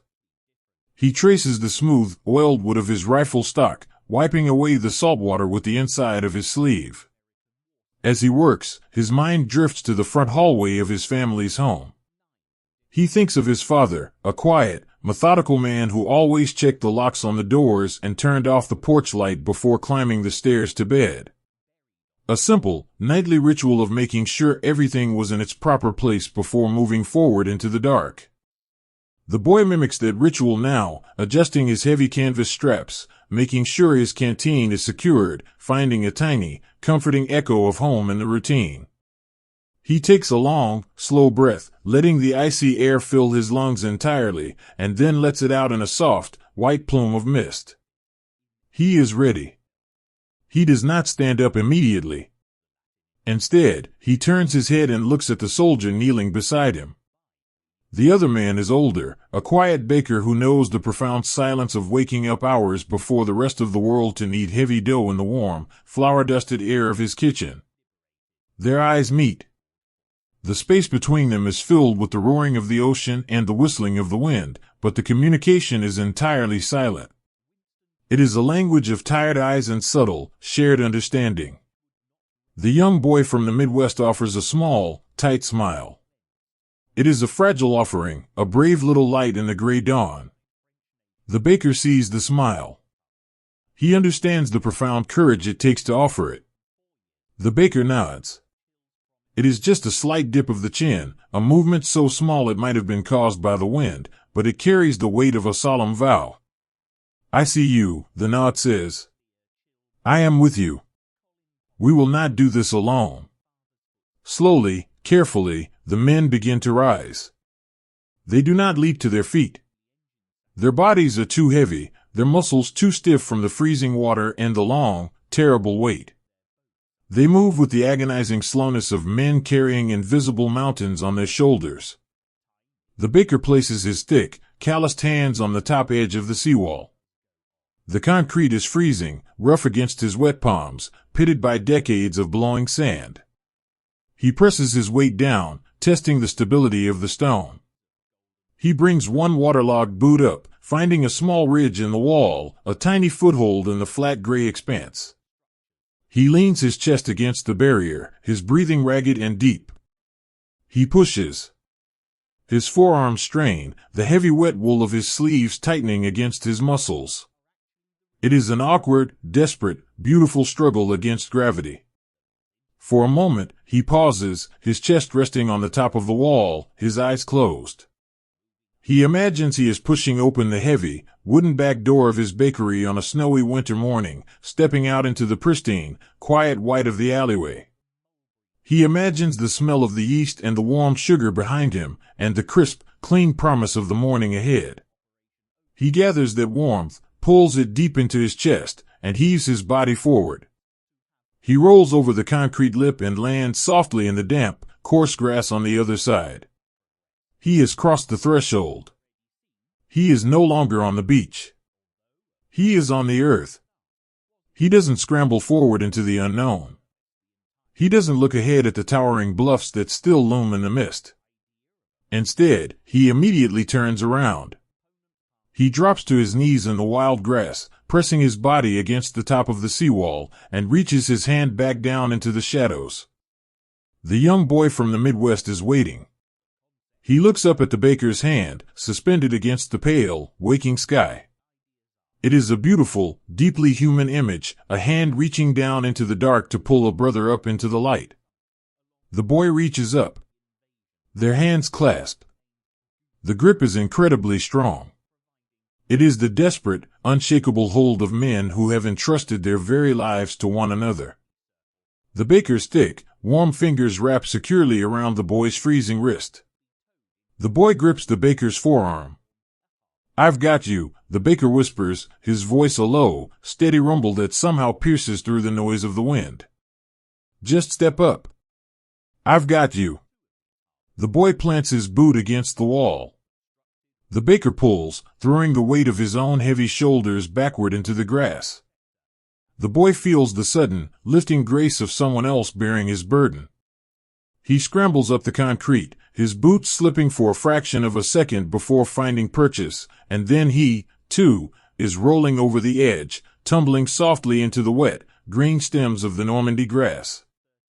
They lie there for a moment, side by side, their chests heaving, their faces pressed into the earth. The ground here smells different. It doesn't smell of the bitter salt and the ancient, crushed shells of the deep ocean. It smells of damp soil, of crushed roots, of rain-soaked leaves. It smells like the land. It smells, in a distant, heartbreaking way, like the fields and the gardens they left thousands of miles behind. All along the miles of the gray beach, this quiet, beautiful choreography is unfolding. Small groups of men, bound together by the profound intimacy of the morning, are breaching the seawall. A schoolteacher from a quiet, dusty town in the southwest pushes a pair of fogged glasses up the bridge of his nose before locking his hands together to form a step. He kneels in the wet shingle, offering his own knee and his own linked hands to a heavy-set mechanic from Detroit. The mechanic steps into the teacher's hands, placing a heavy, apologetic hand on the teacher's shoulder for balance. "Sorry about the boots, Doc," the mechanic murmurs, his voice thick with exhaustion. "Don't worry about it," the teacher whispers back, taking the immense weight without complaint, his face tightening with the effort. "Just go. Up and over." He boosts the heavier man up over the timber ledge, feeling a quiet surge of pride as the mechanic safely clears the top. A moment later, a thick, greasy hand reaches back down from the grass, offering the same salvation in return. The teacher takes it, and is pulled upward, floating over the barrier on the strength of a friend. There is no glory here, in the traditional sense of the word. There are no banners waving in the wind. There is only the quiet, unassuming heroism of ordinary men doing what must be done, simply because the man next to them needs them to do it. They pull each other up from the sand with a quiet, enduring strength. They brush the dirt from each other's shoulders. They exchange brief, exhausted glances that say everything words cannot. Deep in the breast pocket of a man resting in the grass, a small, leather-bound notebook rests against his ribs. It holds a collection of pressed leaves he gathered from the oak tree in his front yard, right before he kissed his wife goodbye. As he lies on the earth beyond the seawall, he presses his hand against the pocket, feeling the rigid outline of the small book. He has crossed the water. He has crossed the stones. He has crossed the wall. He is one step closer to sitting beneath that oak tree again. He breathes in the scent of the foreign grass, but he feels the solid, enduring roots of his own home anchoring his heart. They have breached the silent threshold.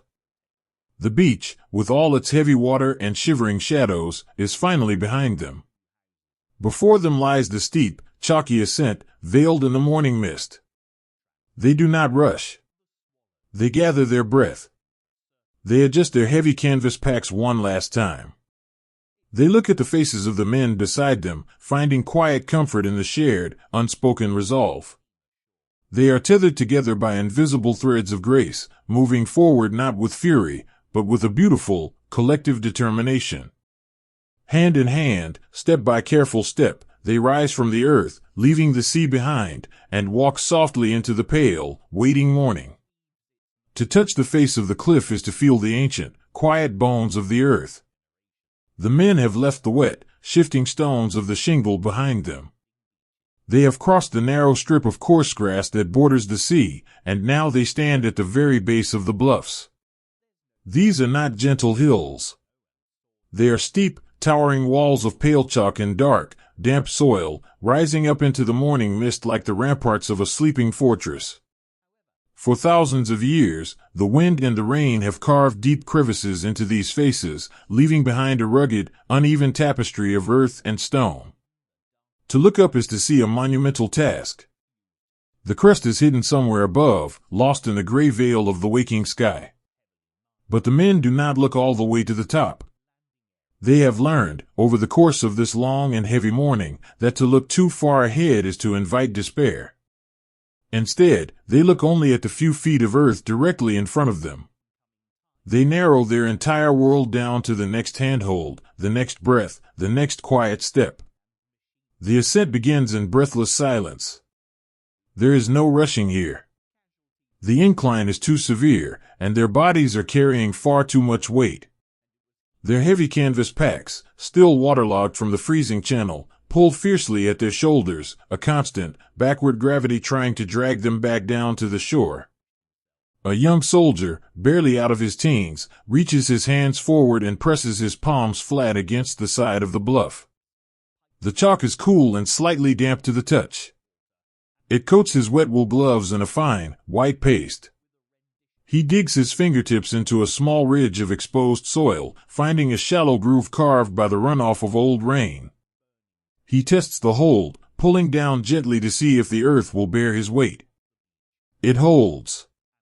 He brings one heavy leather boot up, kicking the hard toe into the chalk to create a small, temporary shelf. He steps up, his thigh trembling with the sheer effort of lifting his soaked gear. He is a boy from the rolling, forested hills of the Appalachian Mountains. He grew up scrambling up steep, rocky creek beds, chasing his brothers through the dense summer foliage. He knows the secret language of the hills. He knows that you must never fight the incline, but rather lean into it, becoming a part of the slope itself. He remembers the smell of the damp pine needles and the rich, dark soil of his childhood home. He closes his eyes for a brief moment and pretends that the pale French chalk is the familiar, comforting limestone of his own mountains.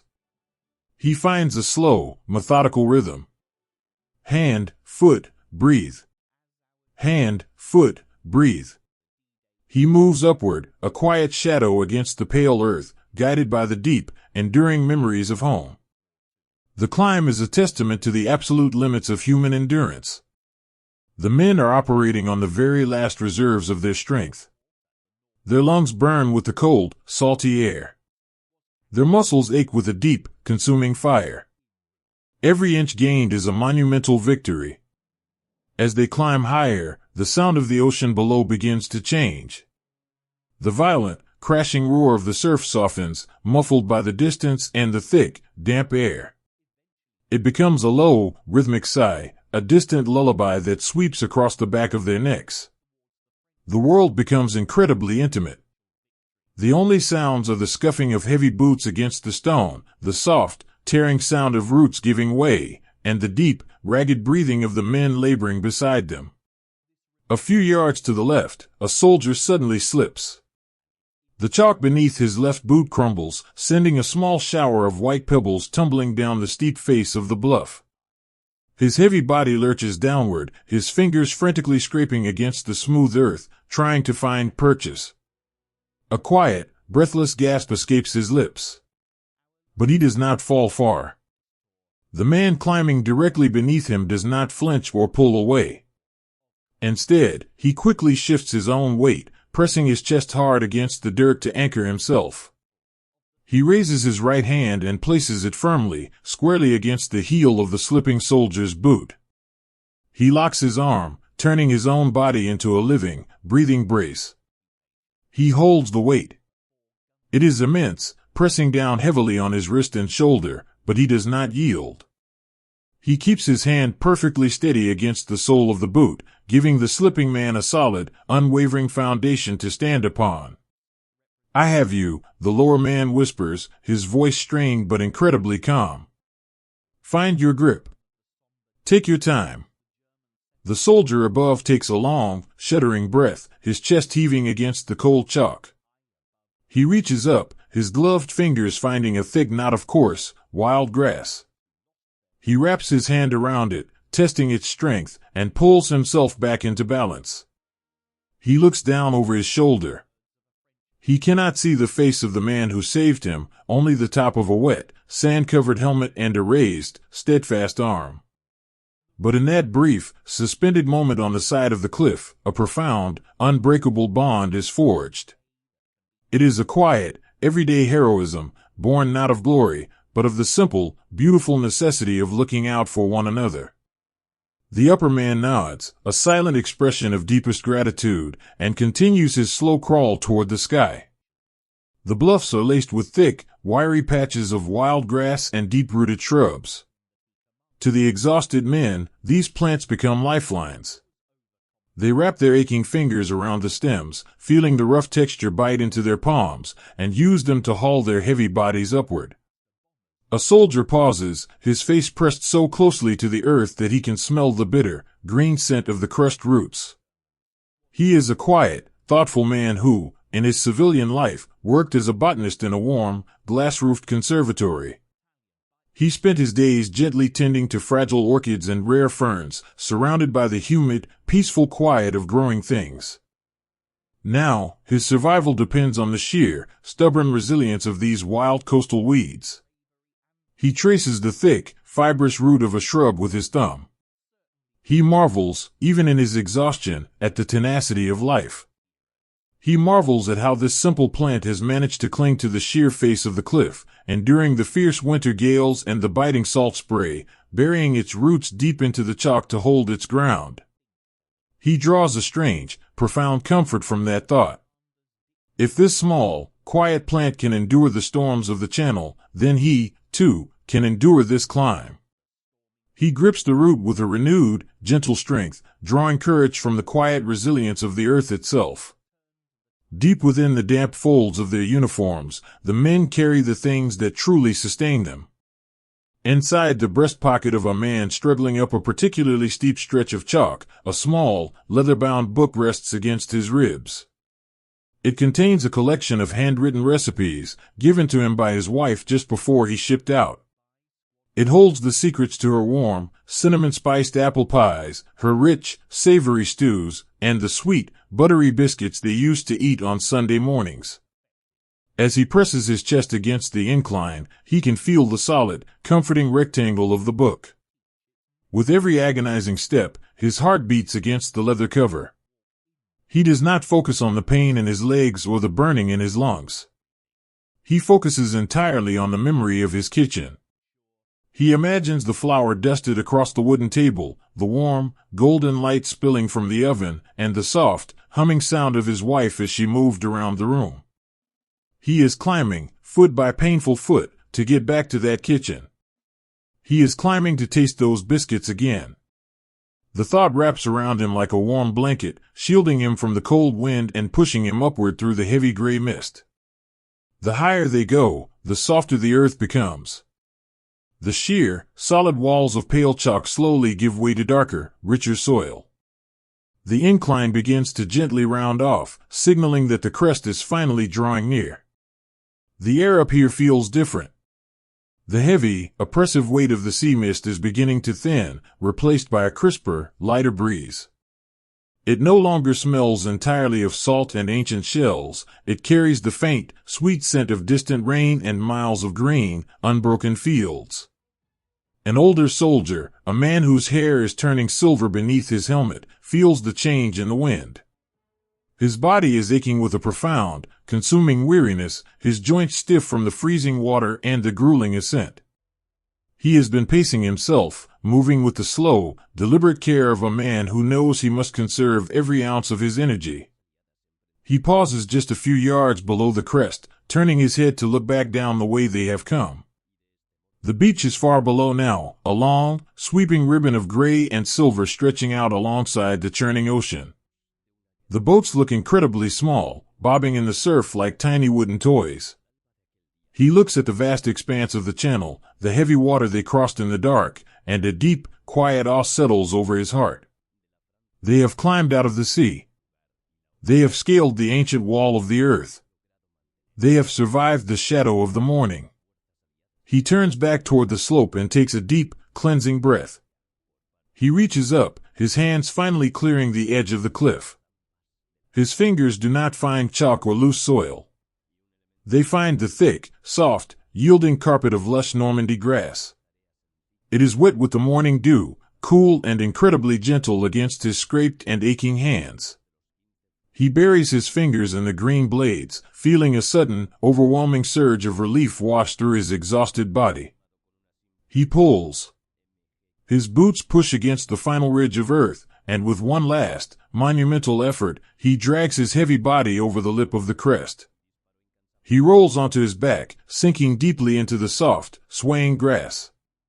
The sky above him is no longer a heavy, oppressive ceiling. It is open and vast, a swirling canopy of gray clouds parting to reveal the palest, softest hints of blue. He listens to the wind rustling through the tall grass around him, a gentle, whispering sound that washes away the roar of the ocean. One by one, the men pull themselves over the edge. They collapse into the green fields, their chests heaving, their faces turned up toward the waking sky. They do not cheer. They do not celebrate. They simply lie in the soft grass, side by side, breathing the clean, sweet air of the land. They have left their footsteps in the chalk, a quiet, enduring testament to their incredible resilience. They have carried each other up from the shadows, bound by a brotherhood forged in the heavy water and the cold stone. And now, resting peacefully in the whispering grass, they allow themselves to close their eyes, to feel the gentle embrace of the earth, and to find a fleeting, beautiful moment of absolute peace. From the high, quiet edge of the green earth, the ocean looks like a great, breathing memory. The exhausting, vertical struggle is finally over. The men have pulled themselves over the final lip of the chalky bluffs, leaving the steep, crumbling earth behind them. They have collapsed into the thick, sweet-smelling grass of Normandy, their chests heaving, their faces pressed against the soft, yielding soil. For a long, suspended moment, there is only the sound of their ragged breathing and the gentle rustle of the wind through the tall, green stems. They are anchored to the solid ground, wrapped in the sudden, shocking quiet of the heights. Slowly, as the burning in their lungs begins to fade and the trembling in their limbs subsides, a profound shift happens. The instinct to keep moving, to keep pushing forward into the unknown fields, is temporarily paused by an overwhelming, silent gravity. One by one, the soldiers push themselves up from the grass. They rise to their knees, and then to their feet, their boots sinking softly into the damp earth. and as if pulled by an invisible, ancient thread, they turn around. They walk back to the very edge of the bluff. They stand upon the precipice, the wind pulling at their wet wool coats, and they look back down at the world they just conquered. The view from this height is vast and incredibly humbling. The English Channel stretches out before them, an endless, sweeping canvas of slate gray and pale indigo, meeting the heavy sky at the edge of the horizon. The water, which had been a terrifying, heavy wall when they were wading through it, now looks like a slow, rhythmic painting. From up here, the crashing surf is entirely silent. The great whitecaps are just tiny, delicate ribbons of lace unfurling against the shore. The landing craft, bobbing in the distance, look like small, wooden toys left behind by a child. The beach itself is a long, curving crescent of gray sand and smooth stone. It is perfectly framed by the sea and the cliffs, a narrow theater where the morning gently played out. And scattered along that shoreline, resting in the shadows of the seawall and the shingle, are the quiet shapes of the men who did not make the climb. A deep, washing sorrow settles over the men standing on the crest. It is not a violent or panicked grief. It is a slow, heavy, and incredibly pure ache. It is the sorrow of men who have shared everything, their fears, their final letters, their last sips of water, and who now find themselves standing in the light while their brothers rest in the shadows. A young man from a quiet, dusty farm in the rolling plains of Kansas stands near the edge, his helmet held loosely in his hands. His hair is plastered to his forehead with sweat and sea salt. He looks down at the ribbon of sand, his eyes tracing the path they took through the heavy water. He is looking for a specific stretch of the shingle, a place near a twisted piece of pale driftwood. He is thinking of a boy who grew up just 2 farms over, a boy with a loud, infectious laugh and a talent for playing the harmonica on warm summer evenings. They had shared a whispered conversation in the dark hull of the transport ship just hours ago, promising to meet up in a quiet French cafe once the morning was over. The young man from Kansas touches the pocket of his coat. Inside rests a small, wooden harmonica, pressed into his hands by his friend right before they stepped off the ramp. "Keep it dry for me," the friend had said, with a brave, trembling smile. The young man pulls the small instrument from his pocket. He turns it over in his hands, feeling the smooth, polished wood and the cool metal. He does not play it. He simply holds it, letting the wind wash over it. He looks down at the beach, and in the quiet sanctuary of his mind, he speaks to his friend. He tells him about the view from the top. He tells him about the soft, green grass, and how the air smells like rain and sweet earth. He makes a silent, unbreakable promise to carry that harmonica through the green fields, to play it on a quiet evening, and to remember the boy with the loud laugh every time the wind blows through the wheat fields back home. He slides the harmonica back into his pocket, keeping it safe, keeping it warm, carrying a piece of his friend forward into the world. Beside him, an older soldier with silver threading through his dark hair kneels softly in the grass. He was a postman in his civilian life, a man who spent decades walking the quiet, tree-lined streets of his neighborhood, delivering news of joy, sorrow, and ordinary life.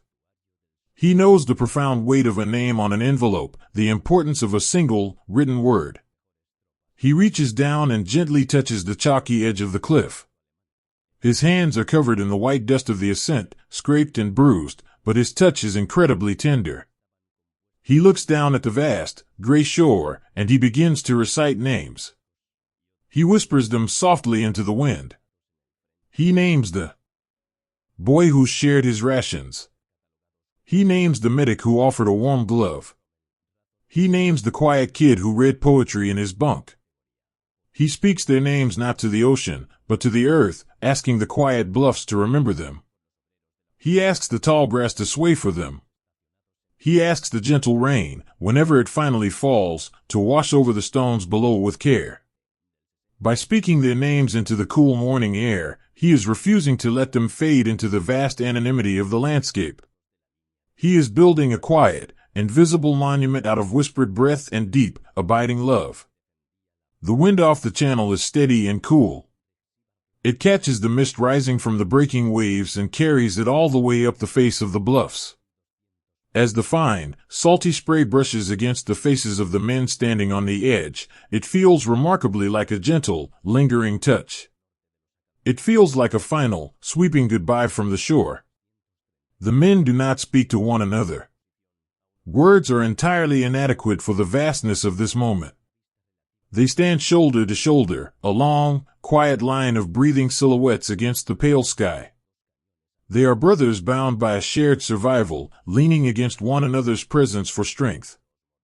A soldier from a crowded, noisy city neighborhood takes a step closer to the edge. He looks down at the water, watching the relentless, ancient push and pull of the tide. The tide is coming in now. The deep water is slowly creeping higher up the sand, washing away the chaotic footprints of the morning. It is smoothing the earth, rolling the pebbles over one another with a soft, hush-hush sound. He watches the water patiently erase the struggle. He finds a strange, beautiful comfort in the ocean's work. The sea is acting as a gentle caretaker, drawing a soft, gray blanket over the beach. It is bringing a deep, undisturbed peace to the boys who remain there. He watches until the water covers a specific patch of sand, holding his breath, and then he slowly exhales. He closes his eyes and pictures the faces of the fallen, not as they were in the cold, heavy water, but as they were in the warm, golden light of their homes. He pictures them sitting on front porches, leaning against polished cars, smiling under the shade of ancient oak trees. He locks those perfect, peaceful images away in his heart, choosing to carry their light rather than the shadow of the cliffs. Small, incredibly touching acts of reverence unfold all along the crest.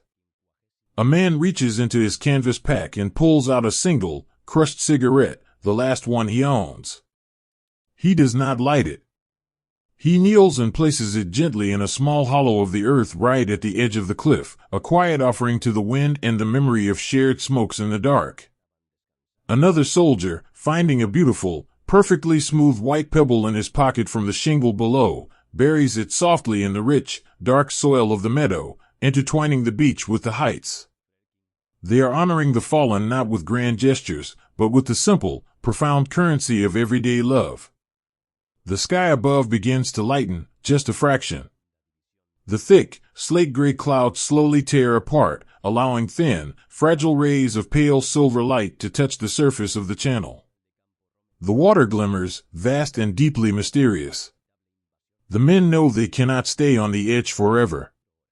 The green fields of Normandy are waiting behind them, wide and unknown, calling them forward into the day. But for this one, beautiful, suspended hour, they refuse to turn their backs. They bear witness. They allow the quiet sorrow to wash through them, knowing that grief is simply love that has nowhere left to go. An officer, a man who has carried the immense burden of leading these boys through the dark, stands quietly with his hands clasped behind his back. He looks at the exhausted, beautiful faces of his men. He sees the tear tracks cutting through the chalk dust on their cheeks. He sees the way they hold onto each other's shoulders.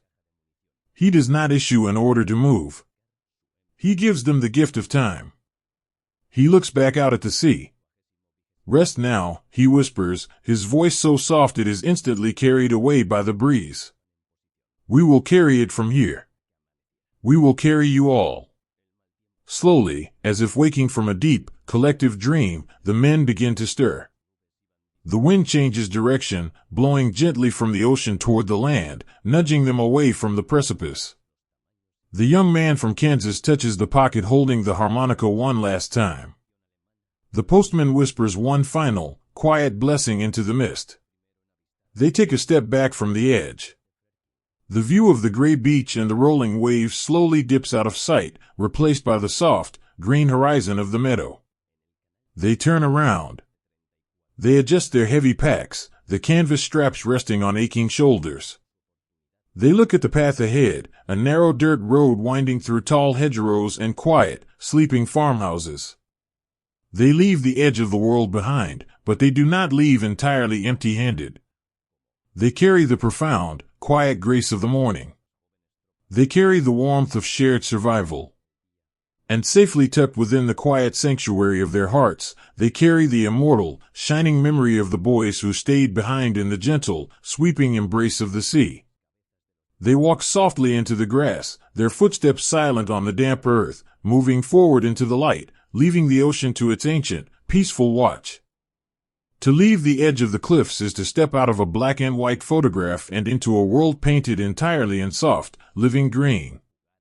The transition is so sudden, so beautifully profound, that it feels like walking through an invisible door in the mist. For hours, the universe has been composed entirely of harsh, unforgiving textures, the biting, freezing water of the channel, the rusted steel of the landing craft, the smooth, shifting trap of the cold pebbles, and the stark, towering walls of pale chalk. The men have lived in a world of gray and iron, surrounded by the deafening, relentless roar of the ocean. But as they step away from the precipice, moving just a few dozen yards inland, the ocean falls away. The steep lip of the bluffs acts as an acoustic wall, catching the heavy noise of the surf and tossing it back down to the shore. In its place, a profound, sweeping quiet settles over the men. They have entered the lush, rolling fields of Normandy. The ground here is no longer a treacherous enemy trying to pull them down. It is a thick, woven carpet of ancient, wild grass, soft and deeply forgiving beneath their heavy, soaked boots. The earth is slightly springy, cushioned by centuries of fallen leaves and deep, tangled roots. As they walk, they do not have to drag their feet or struggle for balance. The land seems to rise up gently to meet them, bearing their weight with a quiet, maternal grace. The grass is incredibly tall, reaching up past their knees in sweeping, untamed waves. It is a vibrant, dazzling shade of emerald, heavily laden with the silver beads of the morning dew. As the men wade through the meadow, the long blades brush against their wet wool trousers. It is a soft, sweeping sound. Rustle and sway. Rustle and sway. The wind catches the tops of the field, sending ripples of silver and green chasing each other across the landscape. It looks exactly like the sea they just left behind, but this is a gentle ocean. It does not freeze them. It does not pull them under. It simply whispers. A young man from the rolling, quiet dairy farms of Wisconsin slows his pace, letting the rest of his small group drift a few steps ahead. He looks around, his eyes wide, completely captivated by the surreal beauty of the morning. His uniform is still heavy with the salt of the channel, his shoulders aching with an exhaustion that goes straight to the bone, but his mind is suddenly, intensely awake. He slowly lowers himself to the ground, dropping to one knee. The heavy canvas of his pack shifts with a dull creak. He takes off his wet, leather glove, tucking it under his arm, and reaches his bare hand down into the tall grass. He pushes past the green stems until his fingertips touch the soil. It is cool, damp, and incredibly rich. He digs his fingers in just a fraction, bringing a pinch of the dark earth up to his face. He closes his eyes and breathes in the scent. It is the deep, sweet, intoxicating smell of living dirt, of crushed clover, and of old rain. It is a scent that completely transcends geography. In the quiet sanctuary of his mind, he is no longer thousands of miles away from everything he loves. He is back behind his family's red barn on a quiet, misty Tuesday morning. He remembers the way his father's hands always smelled like this soil, the rough, calloused hands that used to lift him onto the tractor when he was a boy. He remembers the quiet, steady rhythm of the farm, a place where life was built on patience and the slow turning of the seasons. He rubs the French soil between his thumb and forefinger, finding an anchor in the ancient, universal language of the earth. The profound terror of the morning begins to loosen its grip on his chest. He feels a sudden, intense surge of love for this dirt, for the simple, undeniable fact that beneath all the chaos of the world, the earth remains constant and willing to grow. He leaves his glove off, wanting to keep his skin connected to the ground, and slowly rises to his feet, carrying the quiet strength of his father's fields with him. The men continue to move forward, their formation loose and scattered. They are no longer huddled together for desperate warmth. The physical exertion of the climb and the shielding hedgerows have finally chased the freezing chill from their blood. They walk with their heads up, looking at the canopy of leaves on the distant trees, watching the pale morning light slowly filter through the parting clouds. The wind moving through the tall grass sounds exactly like a long, slow exhalation. Sh-ch-ch-ch. It is the sound of a mother hushing a restless, frightened child in the middle of the night. It is a lullaby composed by the landscape itself. The men listen to it, and instinctively, their own breathing begins to match the slow, sweeping rhythm of the wind. A soldier from a crowded, bustling neighborhood in Brooklyn walks beside a quiet, towering boy from the sweeping plains of Texas. They are an unlikely pair, brought together by the random sorting of the morning, yet they are bound closer than brothers. The boy from Brooklyn reaches out and runs his hand along the top of a thick, flowering hedgerow that borders their path. The leaves are thick and waxy, dotted with tiny, white blossoms that smell faintly of sweet apples. "It's like a park," the boy from Brooklyn whispers, his voice thick with a quiet, disbelieving wonder. "It looks just like a park back home on a Sunday morning. You expect to see people walking their dogs, or sitting on a blanket reading the paper." The Texan nods slowly, his eyes scanning the endless green horizon. "It's too quiet to be a park," he murmurs back, a soft, tired smile touching the corners of his mouth. "Reminds me of the pastures out past my granddad's place. So much empty space, it makes you feel like you're the only person left in the whole world."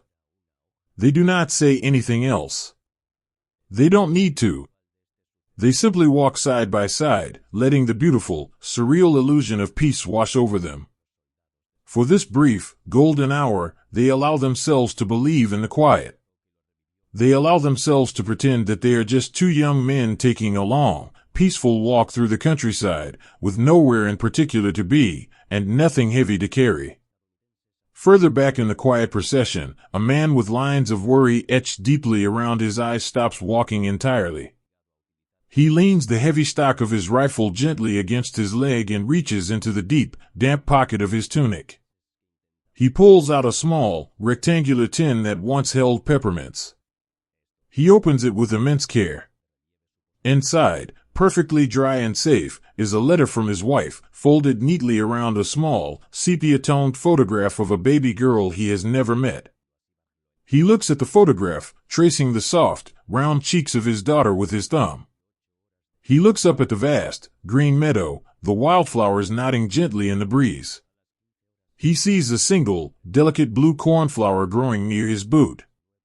With infinite tenderness, he kneels down and carefully snaps the stem. He places the small blue flower inside the tin, resting it directly against the photograph of his daughter. He closes the lid with a soft click, sealing the beauty of this quiet French meadow together with the love of his life. It is a tiny, beautiful act of hope. It is a promise to himself that beauty still exists in the world, and that he is walking through this grass so that one day, he can walk through the grass of his own backyard with his little girl's hand wrapped safely in his own. As the men move deeper into the lush fields, the heavy, metallic tension of the morning begins to melt out of their muscles. They find small, hidden sanctuaries to rest. A group of 4 men discover a low, ancient stone wall, covered in thick, velvet moss. They sit down upon it, leaning their heavy canvas packs against the stone. One of them pulls a slightly crushed, damp ration biscuit from his webbing. He looks at it, a dry, tasteless square of sustenance, and then looks at his friends. Without a word, he breaks the biscuit into 4 equal pieces. He hands them out.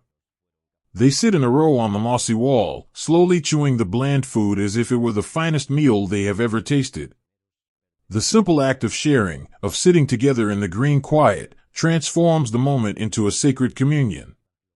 They lean their heads back, closing their eyes, and let the gentle sun, which is finally breaking through the thin, gray clouds, warm their pale, exhausted faces.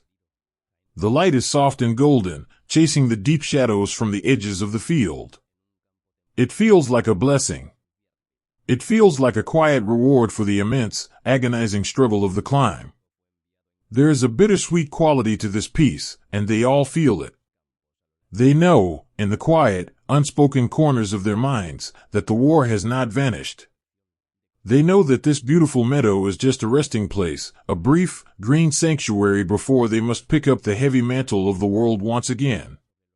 The road ahead is long, and the day has only just begun. But for now, in this suspended, magical pocket of time, they refuse to think of tomorrow. They refuse to think of the next hour. They give themselves completely to the whispering grass. They listen to the wind moving through the leaves. They smell the sweet earth and the apple blossoms. They feel the soft, forgiving ground beneath their boots and the golden warmth of the sun on their cheeks. They are young men who have walked through the deepest, coldest shadows and have miraculously emerged into a world of vibrant, living light. They sit on the mossy walls.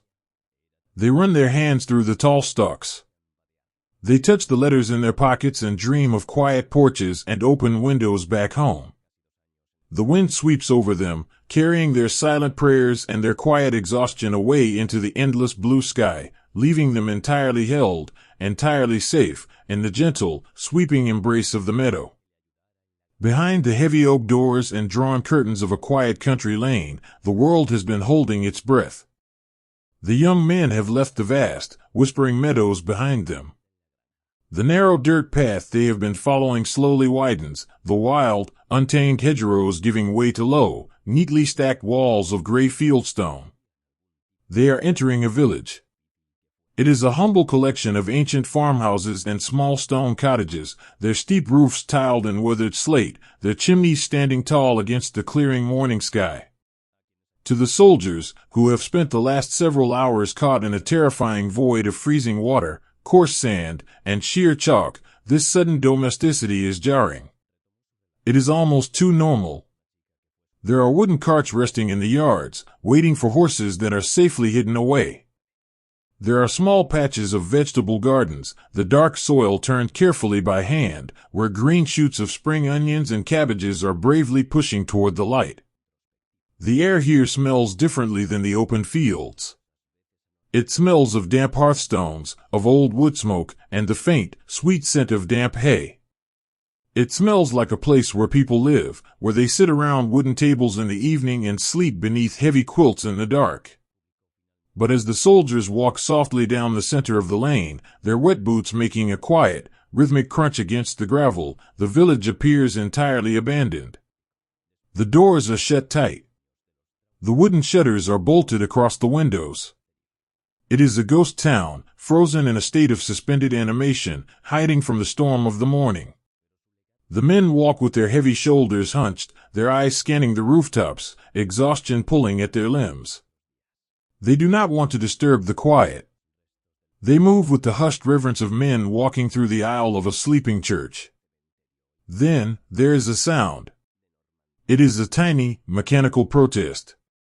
The soft, wooden creak of a hinge slowly turning. A young soldier, a boy from a crowded, brick-lined street in Chicago, stops in his tracks. He turns his head slowly toward a small stone cottage on his left. On the second floor, a wooden shutter is being pushed open, just a fraction of an inch. In the narrow sliver of shadow between the wood and the glass, he sees them. A pair of eyes. They are the eyes of an older woman, framed by the soft wrinkles of a long, quiet life. She is peering out into the lane, her gaze darting cautiously over the strange silhouettes in the morning mist. She sees the rounded steel of their helmets.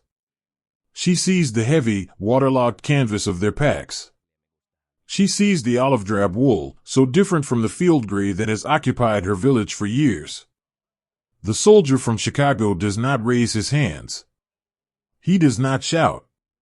He simply takes a half-step back, lowering the heavy wooden stock of his rifle until it points harmlessly at the gravel by his boots. He reaches up with a numb, trembling hand and slowly pushes his helmet back from his brow, exposing his young, exhausted face to the morning light. He offers a smile. It is not a grand, triumphant smile. It is small, incredibly fragile, and painfully tired. It is the smile of a boy who has seen the edge of the world and just wants to go home. In the window above, the woman's eyes widen. The deep lines around her mouth soften. The shutter slowly swings open entirely. She disappears into the shadows of the room, and a moment later, the heavy oak door on the ground floor unlatches with a heavy, iron clack. The door swings inward. The woman steps out onto the stone threshold. She is wearing a simple, dark woolen dress, a faded apron tied securely around her waist. Her hair is pinned back, threaded with silver. She looks at the line of young men standing in her lane, taking in their soaked uniforms, their pale, shivering faces, the white chalk dust of the bluffs smeared across their cheeks. She does not speak a word of English. The boys from the American Midwest, the farms of Texas, and the crowded streets of New York do not speak a word of French. But in this quiet, suspended moment, words are clumsy and unnecessary. The woman turns back into her house for just a second. When she returns to the threshold, she is carrying a heavy, glazed ceramic pitcher and a stack of small, mismatched drinking glasses. She walks out past the safety of her doorway and approaches the soldier from Chicago. Her hands are shaking slightly as she holds out a glass. She tips the ceramic pitcher. Listen to the sound. It is the bright, clear, musical sound of fresh water pouring into glass. It is the sound of absolute purity, cutting through the heavy, salted memory of the ocean channel. The soldier reaches out. His hands are still wrapped in wet, muddy gloves. He fumbles for a moment, suddenly self-conscious of the dirt and the sea salt clinging to his uniform. He pulls his right glove off, revealing pale, numb fingers, and carefully takes the glass from her trembling hand. Their fingers brush against each other. Her skin is warm and dry. His is freezing and damp. In that fleeting, accidental touch, an entire universe of shared humanity is exchanged. He brings the glass to his lips. The water is drawn from a deep, cold well. It tastes of the earth, of iron and stone, and it is the most magnificent thing he has ever swallowed. It washes away the bitter, stinging salt of the sea that has coated his throat for hours. It washes away the dry, aching fear of the shadows. As he drinks, he closes his eyes. He remembers sitting on the back steps of his grandmother's house on a sweltering July afternoon, holding a glass of iced tap water she had just poured for him. He remembers the profound, simple feeling of being cared for. He lowers the glass. He looks at the woman. Tears are pooling in the corners of her dark eyes, tracing slow, shimmering paths down the deep lines of her cheeks. Merci, she whispers, her voice a soft, broken breath. Thank you. Thank you, ma'am, the young boy whispers back, his own voice tight with emotion. The woman moves down the line. She pours water for a quiet mechanic from Ohio, for a schoolteacher from Pennsylvania, for a farmer from the sprawling plains of the Dakotas. With every glass poured, another shutter in the village slowly opens. Another door unlatches. An old man with a heavy wool cap steps out of a house across the lane, leaning heavily on a wooden cane. He doesn't have anything to offer, no water or bread, but he slowly raises his free hand to the brim of his cap. He holds it there, a silent, deeply respectful salute to the boys who have climbed out of the sea. From behind the older woman's skirt, a tiny face peeks out. It is a little girl, perhaps 4 or 5 years old, her dark hair braided tightly down her back. She looks at the towering, muddy soldiers with a mixture of immense curiosity and quiet awe. A soldier standing near the back of the line, a man who carries a carefully folded drawing from his own daughter in his breast pocket, feels his heart ache with a beautiful, sudden warmth. He kneels down in the gravel, making himself as small and unintimidating as possible. He reaches deep into the canvas pouch on his belt. His fingers bypass the extra socks and the brass casings, searching for a small, familiar shape. He pulls out a single piece of hard, butterscotch candy, wrapped in clear cellophane. He holds it out on the flat of his palm, offering it to the little girl like a rare and precious jewel. The little girl looks up at her grandmother. The older woman nods, a soft, encouraging smile on her lips. Slowly, hesitantly, the little girl steps forward. Her tiny fingers, warm and clean, pinch the wrapped candy from the soldier's massive, dirt-stained hand. She looks at the golden candy, and then looks back up at the soldier. Her face breaks into a radiant, gap-toothed smile. It is a smile of pure, unburdened innocence, a beautiful, shining light in the heavy gray of the morning. The soldier smiles back. The tension that has been gripping his chest for hours finally, completely lets go. He feels a sudden, overwhelming urge to weep, not from fear or sorrow, but from the profound, beautiful relief of seeing a child smile. He nods to her, slowly standing back up, carrying the warmth of that smile directly into his heart. The village lane is no longer a ghost town. It has become a sanctuary.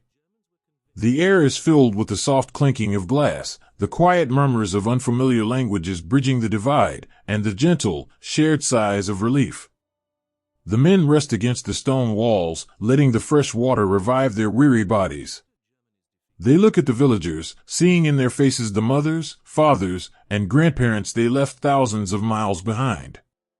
The villagers look at the boys, seeing sons and brothers, impossibly young, who have carried the weight of the world across a dark ocean to stand in their quiet street. There are no grand speeches here. There are no flags waving in the village square. There is only the quiet, profound grace of a shared drink of water. It is a testament to the fact that beneath the uniforms, beneath the fear and the exhaustion, the human heart speaks a universal language of kindness. But the morning is still young, and the road ahead is long. The men know they cannot stay in this quiet sanctuary. An older sergeant, his face lined with the heavy responsibility of the day, gently places his empty glass back onto the woman's ceramic tray. He offers her a deep, respectful nod. He turns to his men, his eyes soft but resolute. He doesn't shout. He simply gestures down the winding dirt road. The soldiers begin to adjust their heavy packs. They tighten their canvas straps and pick up the oiled wood of their rifles. They move with a renewed, quiet strength.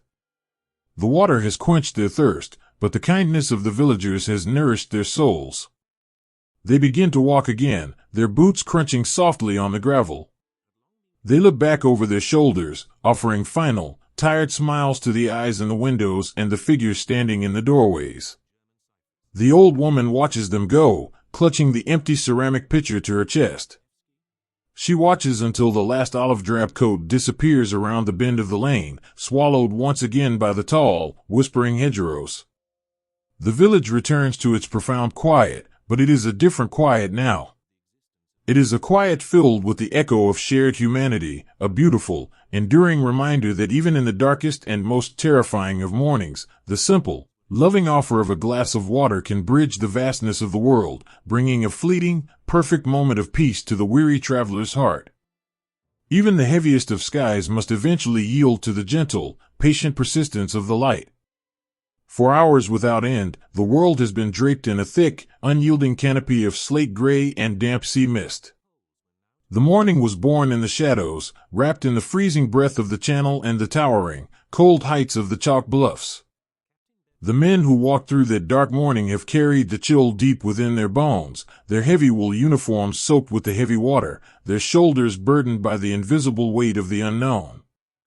They have moved through a landscape devoid of color, a monochrome dream of earth and iron. But time, with its slow and quiet grace, has continued to turn. As the morning softly stretches and lengthens into the afternoon, a subtle, beautiful change begins to sweep across the heavens. Look up at the sky. The solid, oppressive ceiling of gray clouds is beginning to fracture. It does not happen all at once. It is a slow, quiet unraveling, like a heavy woolen blanket pulling apart at the seams.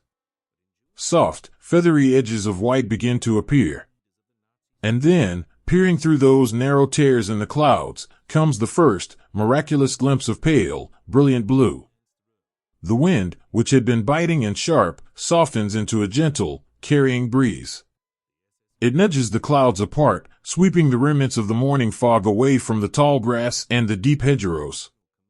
And then, in a single, breathless moment, the sun breaks through. It falls upon the fields of Normandy not with a blinding glare, but with a rich, warm, golden glow. It is the color of old honey, pouring softly over the changed landscape. Where it touches the earth, the world comes instantly alive. The emerald green of the meadows deepens and shines. The moisture clinging to the leaves of the apple trees catches the light, turning millions of tiny water droplets into scattered diamonds. For the soldiers resting in the quiet pastures and along the low stone walls, the arrival of the sun is a profound, physical revelation. A young man from a sun-baked farm in the deep valleys of California is sitting with his back against the rough bark of an old oak tree. His uniform is still damp, clinging uncomfortably to his shivering frame. When the first beam of sunlight touches the toes of his heavy leather boots, he simply stares at it.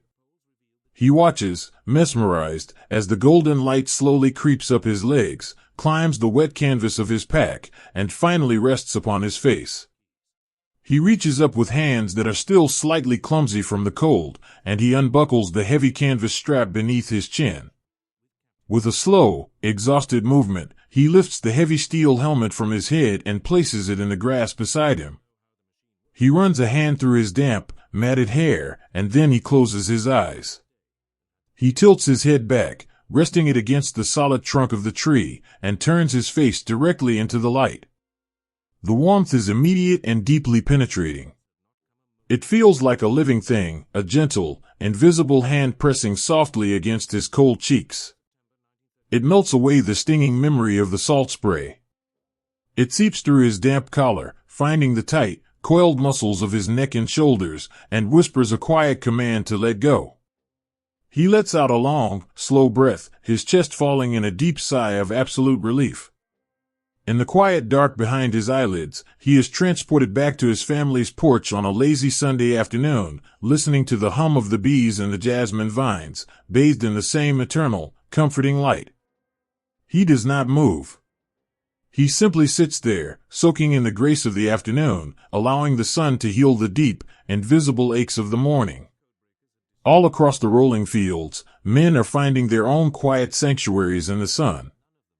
The frantic, nervous energy of survival has completely evaporated, replaced by a surreal, dreamlike stillness. The terrible noise of the ocean is miles behind them now, completely silenced by the distance and the dense foliage. The world is so quiet that they can hear the faint, papery rustle of a butterfly's wings as it lands on a nearby clover. Two soldiers are sitting cross-legged on a large, flat slab of fieldstone that has been baking in the newly arrived sun. The stone is radiating a beautiful, steady heat. One of the men, a quiet clerk who used to spend his days organizing files in a dusty, dimly lit office, is carefully unpacking a small canvas pouch. His hands are moving with the utmost delicacy. He pulls out a small, folded bundle of letters. They are damp, the edges curled and slightly softened by the sea air. With the gentle reverence of an archivist handling ancient, fragile manuscripts, he peels the letters apart, one by one. He lays them out flat on the warm, dry surface of the stone. The ink on one of the pages has blurred slightly, the words bleeding into soft blue clouds, but the handwriting of his mother is still unmistakably there. He smooths the paper down with the side of his thumb. Beside him, his friend watches in companionable silence. His friend doesn't ask what the letters say. He simply slides a few inches to his left, making sure his own shadow does not fall across the drying paper. It is a tiny, beautiful act of solidarity. They sit together, watching the moisture slowly evaporate from the pages, watching the words of home return to a state of safety.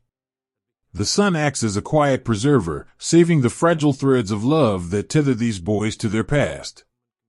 As the afternoon deepens, a faint, wispy steam begins to rise from the shoulders of the resting men. The sun is doing its quiet work, pulling the dampness of the English Channel out of the heavy wool and canvas, carrying it up into the clearing sky. With every ounce of moisture that evaporates, the men feel physically lighter.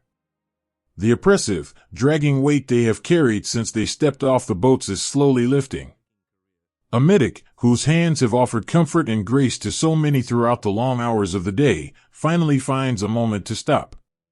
He wanders into a small, secluded orchard, surrounded by the thick, protective embrace of a hedgerow. The sunlight is filtering through the canopy of the apple trees, dappling the long grass in a beautiful mosaic of light and shadow. He finds a spot where the sun is falling in a wide, unbroken pool of gold. He doesn't sit down, he simply lies flat on his back in the tall grass. He stretches his arms out wide, surrendering his entire body to the earth and the light. He looks up at the blue sky showing through the leaves. He feels the profound, beautiful miracle of his own heartbeat, steady and calm beneath his ribs. He thinks of the sheer, impossible distance between the cold, dark water of the dawn and the warm, golden peace of this orchard.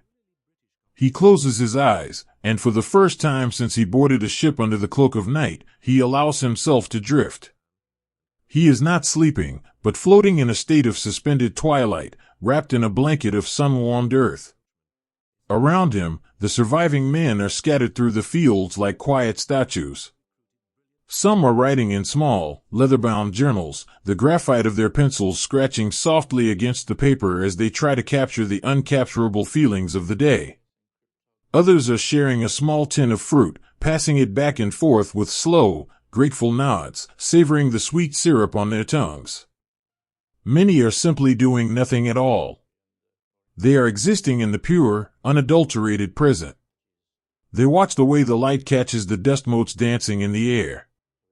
They watch a small, brown field mouse scurry bravely across the toe of a muddy boot, completely unbothered by the giant sitting above it. They find a profound, tearful beauty in the most ordinary details of the world. After walking through a landscape that felt entirely stripped of humanity, the simple sight of a blooming flower, or the warmth of the sun on the back of a hand, feels like an immense, overflowing gift. There is a deep, unspoken gratitude moving through the quiet air. It is not a boastful pride. It is the humble, fragile gratitude of those who have weathered a terrible storm and emerged onto a quiet shore. They look at the faces of the men sitting near them. They see the dirt, the exhaustion, and the lingering shadows of fear, but they also see the golden light illuminating their features. They see the undeniable, beautiful spark of life. The afternoon stretches out, slow and generous. The shadows cast by the trees begin to lengthen just a fraction, stretching lazily across the grass, but the warmth remains deeply settled in the earth. The sky above is a vast, open dome of cerulean blue, wiped clean of the morning's heavy gray. The men rest in the embrace of the changed landscape. They let the quiet seep into their bones. They let the golden light wash over their memories of the dark water and the cold stone. The world has softened around them, offering a surreal, beautiful stillness to honor their endurance. They sit in the whispering grass, bathed in the healing light, breathing in the sweet, sun-warmed air, and allowing the gentle, patient peace of the afternoon to hold them close. The heaviest things a man can ever carry weigh no more than a few fragile sheets of folded paper. The golden light of the late afternoon has settled deeply into the green fields of Normandy, casting long, soft shadows behind the ancient oak trees and the low stone walls. The chaotic, roaring wind of the morning has exhausted itself, leaving behind a gentle, rhythmic breeze that simply sighs through the tall, swaying grass. The surviving men are resting now, bathed in the quiet warmth of the sun, their heavy eyelids drooping in the profound stillness that follows a storm. But in this beautiful, suspended quiet, there is a final, heartbreaking task that must be done. Slowly, without any orders being given, a few men rise from the soft earth. They do not pick up their rifles. They leave their heavy canvas packs leaning against the hedgerows. They walk with a quiet, reverent grace, retracing their steps back toward the edge of the bluffs and the designated, shaded places beneath the trees where the fallen have been gently laid to rest. They move with the solemnity of monks walking through a vast, open-air cathedral. There is no fear left in their hearts, only a vast, sweeping ocean of tenderness. They have come to gather the pieces of interrupted lives. They have come to rescue the words left unspoken. A young farmer from the sprawling, quiet plains of Iowa kneels softly in the damp grass beside a boy he had known since childhood. They had learned to ride bicycles on the same dusty gravel road. They had shared sandwiches on the steps of the same wooden schoolhouse. The farmer's hands are broad and heavily calloused from years of working the soil, covered in the pale, drying chalk of the cliffs. But as he reaches out, his movements are incredibly delicate. With trembling fingers, he gently unbuttons the flap of his friend's damp, woolen breast pocket. He reaches inside, feeling past the cold, brass buttons and the heavy fabric, until his fingertips brush against something smooth and folded. He draws it out into the golden light. It is a letter, written on pale blue stationery. The paper is soft, worn at the edges from being taken out and read 100 times in the dark hull of the transport ship. The sea mist has touched the ink, softening the sharp loops of the handwriting into gentle, blurred clouds of navy blue, but the words are still there. The farmer recognizes the handwriting immediately. It belongs to his friend's mother, a woman who used to leave warm, sugar-dusted cookies on her windowsill for them when they were boys. He does not read the letter. That is a private, sacred conversation between a mother and her son. But as he holds the fragile paper in his hands, he can almost hear her voice. He imagines the quiet kitchen where she wrote it, the ticking clock on the wall, the hopeful, desperate prayers she folded into every single crease. He slowly, carefully refolds the blue paper, making sure the edges align perfectly. He unbuttons his own dry pocket, right over his heart, and slips the letter inside. He presses his hand flat against his chest, making a silent, unbreakable promise to carry those words back across the ocean, to return them to the kitchen where they were born. A few yards away, an older medic is sitting cross-legged in the clover. He has spent the entire day giving away his strength, his water, and his warmth, but his work is not yet finished. He holds a small, scuffed leather wallet in his lap. He opens it slowly, the leather creaking softly in the quiet air. Inside, tucked behind a small, useless stack of French franc notes, is a black and white photograph. It is a picture of a young woman standing on the front porch of a wooden house, laughing as the wind blows a stray curl of dark hair across her eyes. She is wearing a simple, floral dress, and her smile is as bright and clear as the afternoon sun. The medic looks at the photograph for a long, quiet time. He wipes a single, stray grain of gray sand from the young woman's cheek with the pad of his thumb. He knows nothing about this girl. He does not know the sound of her laugh, or the street where she lives, or the plans she had made for the coming summer. But he knows that she was deeply, profoundly loved by the boy who carried her image through the cold, heavy water of the morning. She was the light that guided him toward the shore. The medic slips the photograph out of the damp leather. He finds a small, dry piece of wax paper in his medical kit, and he wraps the picture carefully, protecting it from the dampness of the earth and the salt of the air. He tucks it safely away into his canvas satchel. He is preserving a memory, keeping a stranger's smile safe so that it might one day find its way back to a mantelpiece in a quiet living room, a testament that love endured even at the very edge of the world. These small, everyday objects are the true anchors of the soul. Without them, the men feel they would simply drift away into the vastness of history. Beneath the shade of an old, twisting apple tree, a soldier searches the pockets of a quiet kid from the crowded neighborhoods of Boston. The boy had always been the first to share his rations, the first to offer a joke in the darkest hours of the night. The soldier's searching fingers find something small, hard, and perfectly smooth in the boy's trouser pocket. He pulls it out. It is a smooth, flat river stone. It is not a medal, or a cross, or a piece of silver. It is just a piece of the earth, polished by time and moving water. But the soldier knows the story of this stone. The boy had told him about it during the long, restless night on the English Channel. It was a skipping stone, found on the banks of a river back home on the last day he spent with his younger brother. He had kept it in his pocket ever since, rubbing his thumb across its smooth surface whenever his hands began to shake, a physical tether to a peaceful afternoon in the sun. The soldier holds the stone in his palm. It still holds a faint, residual warmth. He closes his fingers around it, squeezing it tightly, letting the smooth surface ground him. He feels the immense, crushing weight of the sorrow, but he also feels the beautiful, enduring strength of the boy who carried it. He slips the river stone deep into his own pocket, letting it rest against the coarse fabric of his uniform. He will carry that stone. He will take it with him through the green fields of France, across the rivers of Europe, until the day he can stand on a quiet bank in Massachusetts and skip it across the water for a brother who is waiting. All across the quiet fields, this tender, heartbreaking harvest continues. They gather the unsent letters, written in hasty, nervous scrawls by the dim red lights of the transport ships. Dear Mary, the sea is rough tonight, but I am thinking of your garden. Dear Papa, tell the boys I will be home in time for the harvest. Dear Mom, please don't worry, I am with good men. They are letters filled with mundane, beautiful details. They talk of baseball games, of broken down cars, of the weather back home.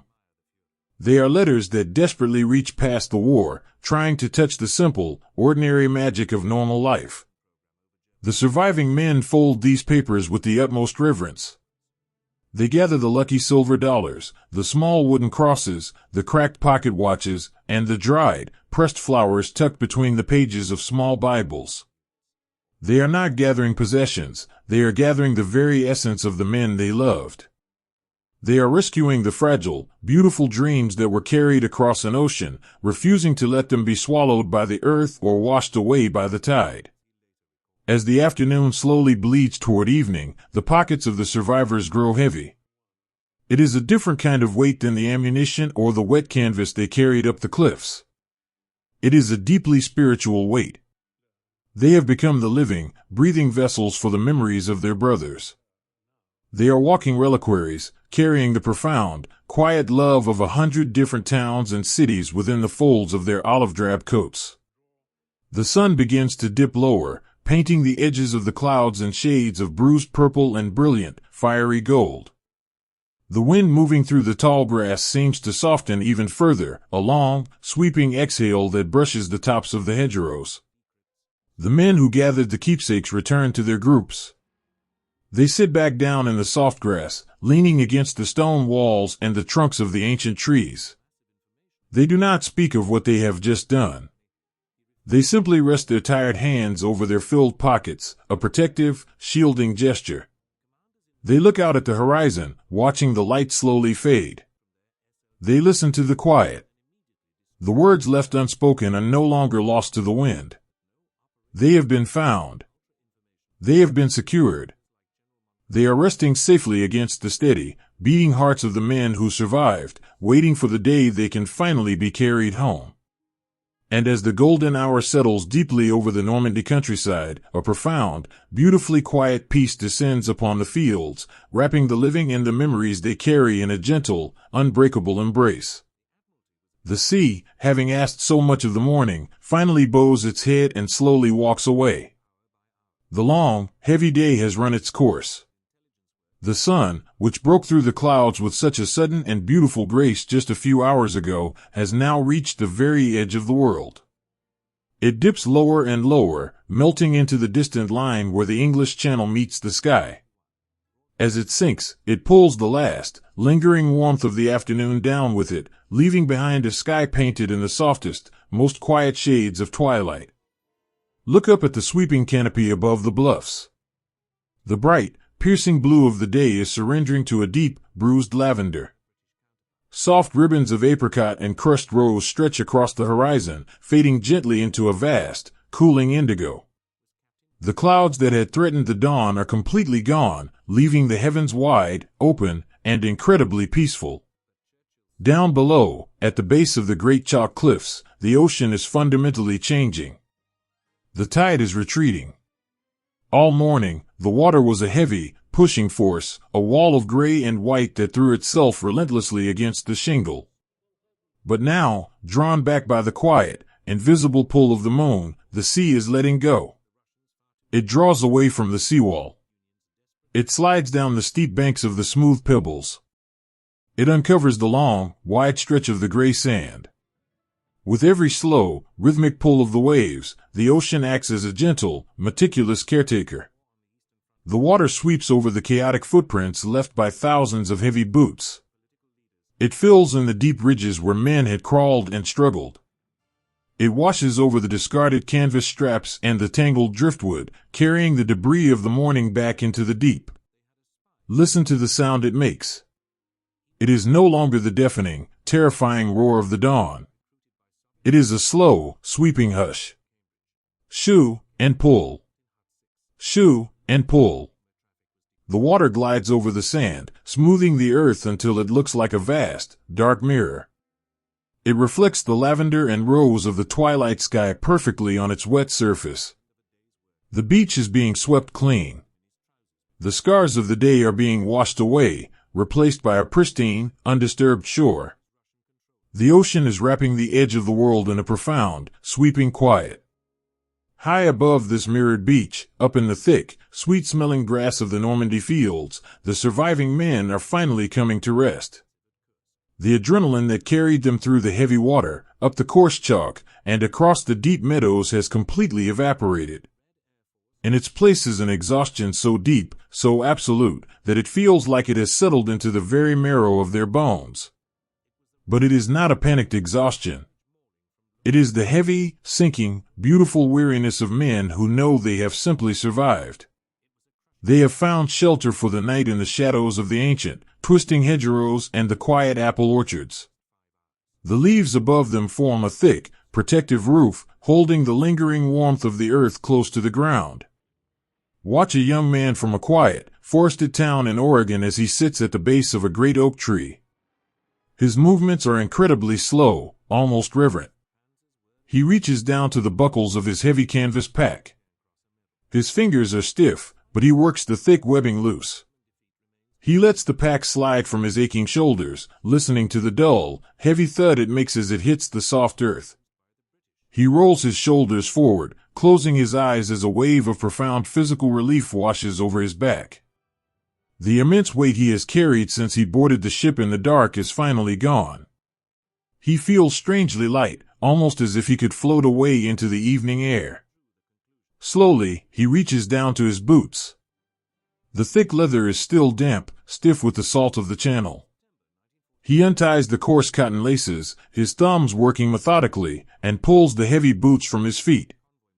He strips away the wet wool socks, letting his bare feet touch the cool, damp grass.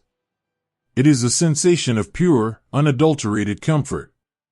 The grass is soft and yielding. He wiggles his toes against the earth, feeling the solid, unmoving ground. He remembers sitting on the wooden dock of a quiet lake behind his childhood home, dangling his bare feet over the edge, watching the water striders dance on the surface in the evening light. He remembers the smell of the pine trees and the deep, silent peace of the woods. He leans his head back against the bark of the oak tree, letting that memory wrap around him like a heavy, warm quilt. He breathes in the cool night air, and for the first time all day, he feels entirely safe. A few yards away, an older soldier lies flat on his back in a patch of soft clover. He has placed his heavy steel helmet on the grass beside him, using his folded woolen jacket as a makeshift pillow. His hands are resting quietly on his stomach, rising and falling with his slow, steady breaths. He opens his eyes and looks straight up. The sky has deepened into a rich, velvet black. And there, piercing through the dark, are the first, brilliant stars of the evening. They are small, perfect points of silver light, entirely indifferent to the struggles of the men below. They are the exact same stars that shone over the dark water of the channel last night, but they look different now. They look like old friends. The older soldier searches the scattered constellations until he finds a familiar shape. He traces the bright, connecting dots of the Big Dipper with his eyes, following the line up to the steady, unwavering light of the North Star. A quiet, tearful smile touches the corners of his mouth. He knows that same star is shining right now over the roof of his small brick house back in Pennsylvania. He knows that his wife, if she happens to step out onto the back porch to let the cool air in, might be looking up at that very same light. It is a beautiful, invisible tether stretching across thousands of miles of ocean. The world is so vast, so overwhelmingly large, but beneath this canopy of stars, it suddenly feels very small and intimate. He whispers a quiet goodnight into the dark, sending his love up to the stars, knowing they will carry it safely home. He closes his eyes, letting the silver light watch over him as he drifts towards sleep. The quiet of the fields is occasionally broken by the soft, whispered voices of the men. They do not talk about the heavy water. They do not talk about the terrifying climb up the chalk bluffs or the shadows on the shingle. Those memories belong to the day, and the day is done. Instead, they talk about tomorrow. Not the tomorrow of the war, but the true tomorrow. The tomorrow that waits for them when all of this is over. Two young boys, their faces still carrying the pale dust of the cliffs, sit shoulder to shoulder against a low stone wall. One of them holds a small metal canteen. He takes a slow sip of the fresh water they gathered in the village, and then passes it to his friend. The metal clinks softly against a button on his uniform. "When I get back," the first boy whispers, his voice a soft, melodic hum in the dark, "I'm going to buy a car. An old, beat-up coupe. I'm going to fix the engine myself, paint it bright red, and drive it all the way to the ocean. But a warm ocean. Down in Florida, maybe. Just drive and drive until I run out of road." His friend takes the canteen, smiling softly in the dark. "I just want a front porch," he murmurs back. "A wide wooden porch with a rocking chair that squeaks just a little bit when you move. I want to sit there with a cup of hot coffee and watch the rain fall on the street. I don't ever want to be cold again." They pass the canteen back and forth, sharing the water and sharing their quiet, beautiful dreams. The dreams are simple: a painted car, a cup of coffee, a squeaking chair, but in this dark field, they are the most precious things in the world. They are the reasons they kept walking when the water was too heavy. They are the promises that kept them alive. Deep inside their pockets, resting securely against their chests, are the gathered letters and keepsakes of the boys who did not make the climb. The survivors can feel the slight, rigid outlines of the folded paper and the small photographs through the heavy wool of their coats. They do not feel burdened by these keepsakes anymore. The heartbreaking sorrow of the afternoon has settled into a deep, solemn, and quiet peace. They understand now that they are the keepers of the light. By carrying these letters, by remembering the laughs and the quiet fears of their friends, they are keeping them alive. The boys on the beach are not lost to the dark, they are held safely in the hearts of the men resting in the grass. As the night deepens, the wind drops entirely. The leaves on the apple trees stop their rustling. The world becomes incredibly, profoundly still. The only sound left is the distant, muffled rhythm of the ocean. It is miles away now, a low, constant vibration that travels through the earth rather than the air. It is the slow, steady heartbeat of the world. Shoo and pull. Shoo and pull. The men lie in the soft grass, their bodies heavy and warm. They listen to the distant tide. It acts as a soothing, natural metronome, slowing their racing minds, untangling the tight knots of fear in their chests. They breathe in the scent of the damp earth, the crushed clover, and the sweet apple blossoms. They have lived through a morning that history will never forget. They have touched the very edge of human endurance and found a quiet, everyday heroism within themselves. They have shared their water, they have offered their hands, and they have proven that even in the coldest, darkest shadows, the human capacity for love and grace cannot be extinguished.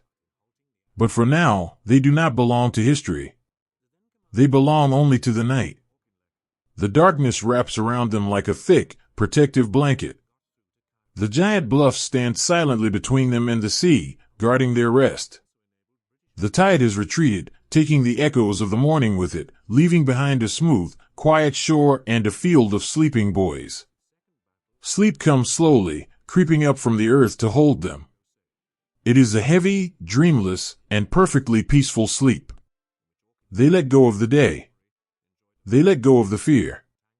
They surrender entirely to the quiet of the fields. Rest now. The heavy water is gone. The shore is quiet. The stars are watching, and the morning is a long, long way away. Sleep well, and let the gentle, whispering earth carry you through the night.